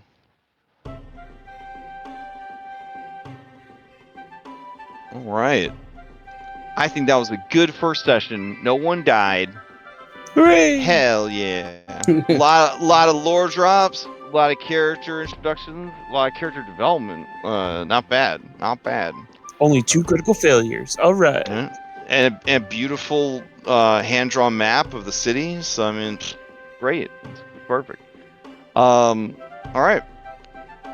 We will continue this next week. Unless it doesn't work out, I think that soft start 7:30, soft end 11:30 is going to be pretty good. So, sort of like tonight, if everyone's vibing and not feeling too tired and interested in seeing what happens next, we might go a little bit past 11. But if anybody's like, no, I got a hard stop at 11, I got work in the morning, I'm dead tired, we'll obviously stop at 11. And then if we're all here before 8 and ready to go, we'll start early. Otherwise, we'll wait until 8 and then we'll get started. But I'll be here at 7:30 every week in case you guys have questions or want to work on Foundry stuff or any of that kind of stuff. Cool. All right. Yeah, quick announcements. Outlaws High Noon still happening Saturday morning. That could be the last session. I think they probably have 2 sessions left, but it could be the last session. And then Sunday morning, we've got Curse of Strahd Daybreak. Probably not the last session. They're deep in it. They are deep in Castle Ravenloft. And it is a beautiful levels map by Heroic Maps, and it's really cool. So if you're interested in what the end game of Castle Ravenloft looks like, you could tune in and see how that goes. Maybe it'll be the last session, but unlikely. And then, yeah, my other 2 new games don't start until the end of the month, and Strength of Thousands on Thursdays. Anybody else have any announcements? No, good. No. Tune in Sunday Glad for we're- hopefully the last session of Curse. No. One can hope. Yeah, I mean, good. I wouldn't mind. I wouldn't mind. It'd be okay with me. At some point, it's got to get past us. Hype. All right. The point is, when we all die, right here at the finish line, Pretty before much. we're able to get anything done. I mean, a lot of them died in the final fight in Nightfall. They did have a lot of people die in the very last fight. It's a meat grinder game, bro. It's a meat grinder game. Yeah. All right. Also, I mean, just throwing this out there. If you guys were like, "Wow, this sucks. I don't want to play," just message me. Let me know. Let me know. But I'm excited about the campaign and your characters and where we're gonna go from here. So, all right, great. I think we have a really fun party. Yeah, yeah. So, I also like the premise of like taking these people and putting them in a scenario where they're forced to work together as sort of. You got a little robot-y towards the end there. Yeah. Yeah, I feel like it's a pretty clever way to kind of take different characters, especially a large group like this, and find a way to make them work together because it's sort of a prerequisite for a bigger, better job kind of thing. So, yeah. Yeah, without doing the thing where you require your players to get together ahead of time and be like, okay, you all know each other already. You already trust each other. Yeah. Like, it's fun. So much better that we don't. I mean, it's basically Kyra. It's basically Kyra all over again. So there was an NPC in the little test map whose name was Kyra, and I was like, "Don't do this to me, Crash." I mean, she's an iconic. She's an iconic. She's been around since Pathfinder 1. She was the iconic cleric. So, she's actually gay married to the iconic elf, Muriel, because their deity is in a love triangle, polyamorous love triangle with like 2 other hot lesbian gods in the good pantheon. Pathfinder wild, guys. Pathfinder wild. Like, you have no idea. Like, I'm still haunted by this demon sloth we ran into in the Abomination Vaults. Like, they do some wild stuff in this game. So I'm very excited for you guys to see what it has to offer. I'm nervous. I'll be honest with you, I'm nervous. You're nervous. There's gonna come a point where we gotta name that fucking boat. Oh, One of us is yeah. gonna get our head blown off. Nah, it'll be fine. You just do a lot like a lottery this time. We don't Do a lottery murder. this time. No, I have the perfect name for this The situation. bumbling bosom. No. We should call it the floaty boaty. Floaty That's- boaty. Because I mean, it's literally floating. It's not just floating on Yeah. water. That Yeah. thing's gonna be floating in the air. Yeah. I'm also curious. There's See, three it's types. There's fabulous. 3 types of airships too. So I'm curious which one you guys end up going with. There's. Ooh, Yeah. that's cool. Yeah. Man, we get a pick. We're not- Well, I we mean, don't- once you have money, yeah. Oh, that's true.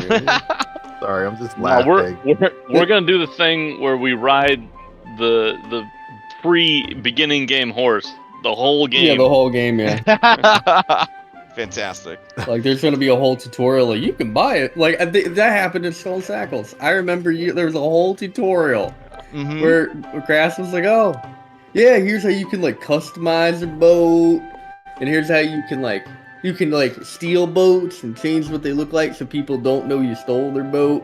And we were like, "Yeah, whatever." We didn't even do it. We stole the boat, didn't even do it, and eventually that boat crashed, and we got a dragon.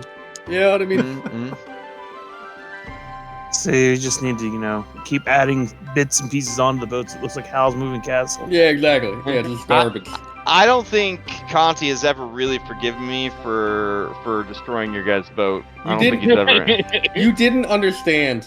You just didn't understand. Well, I hope you do now. hadn't watched One Piece yet. Now I get it. Now I Yeah. understand. Now you understand why we were fighting so hard for that boat. You're Yeah. like, you guys are dumb. Like, I why was- here? Like, I was We lost, like, Luffy, 2/3 and of you the guys enemy. were Usopp. You know what I'm saying? Yeah, Like, I get yeah. it now. I get it. The Going Mary has entered the chat. Yeah. Oh, I'm sorry. I'm still laughing at the floaty boaty. We just come across a pirate See, cruise. it's Like, oh god, fabulous. it's the floaty boaty. Ban the ship. Ban the ships. I mean, Critical Role called their boat the Ball Liquor or whatever, and poor Matt Mercer for the rest of the campaign and for the rest of time has to call that goddamn boat the Ball Liquor, and he has to do it with a serious look on his face because they did get a pretty good reputation as being, ass kickers. So, yeah. Have you heard the tale of the dreaded seas of floaty boaty? Oh, something I want to point out as I'm deleting your Fanspiration buffs from this week's card is you did have 5th Age of Magic Bard. So when you guys were doing those checks, you could throw out your... Not really... I guess you couldn't really do it for the Gather Information, but like checks in the dungeon and things that you do, you could use that to give yourself advantage and other people disadvantage. So those will come up again because they were a suit-based card. So like 1 in 6 cards is gonna have that buff on it.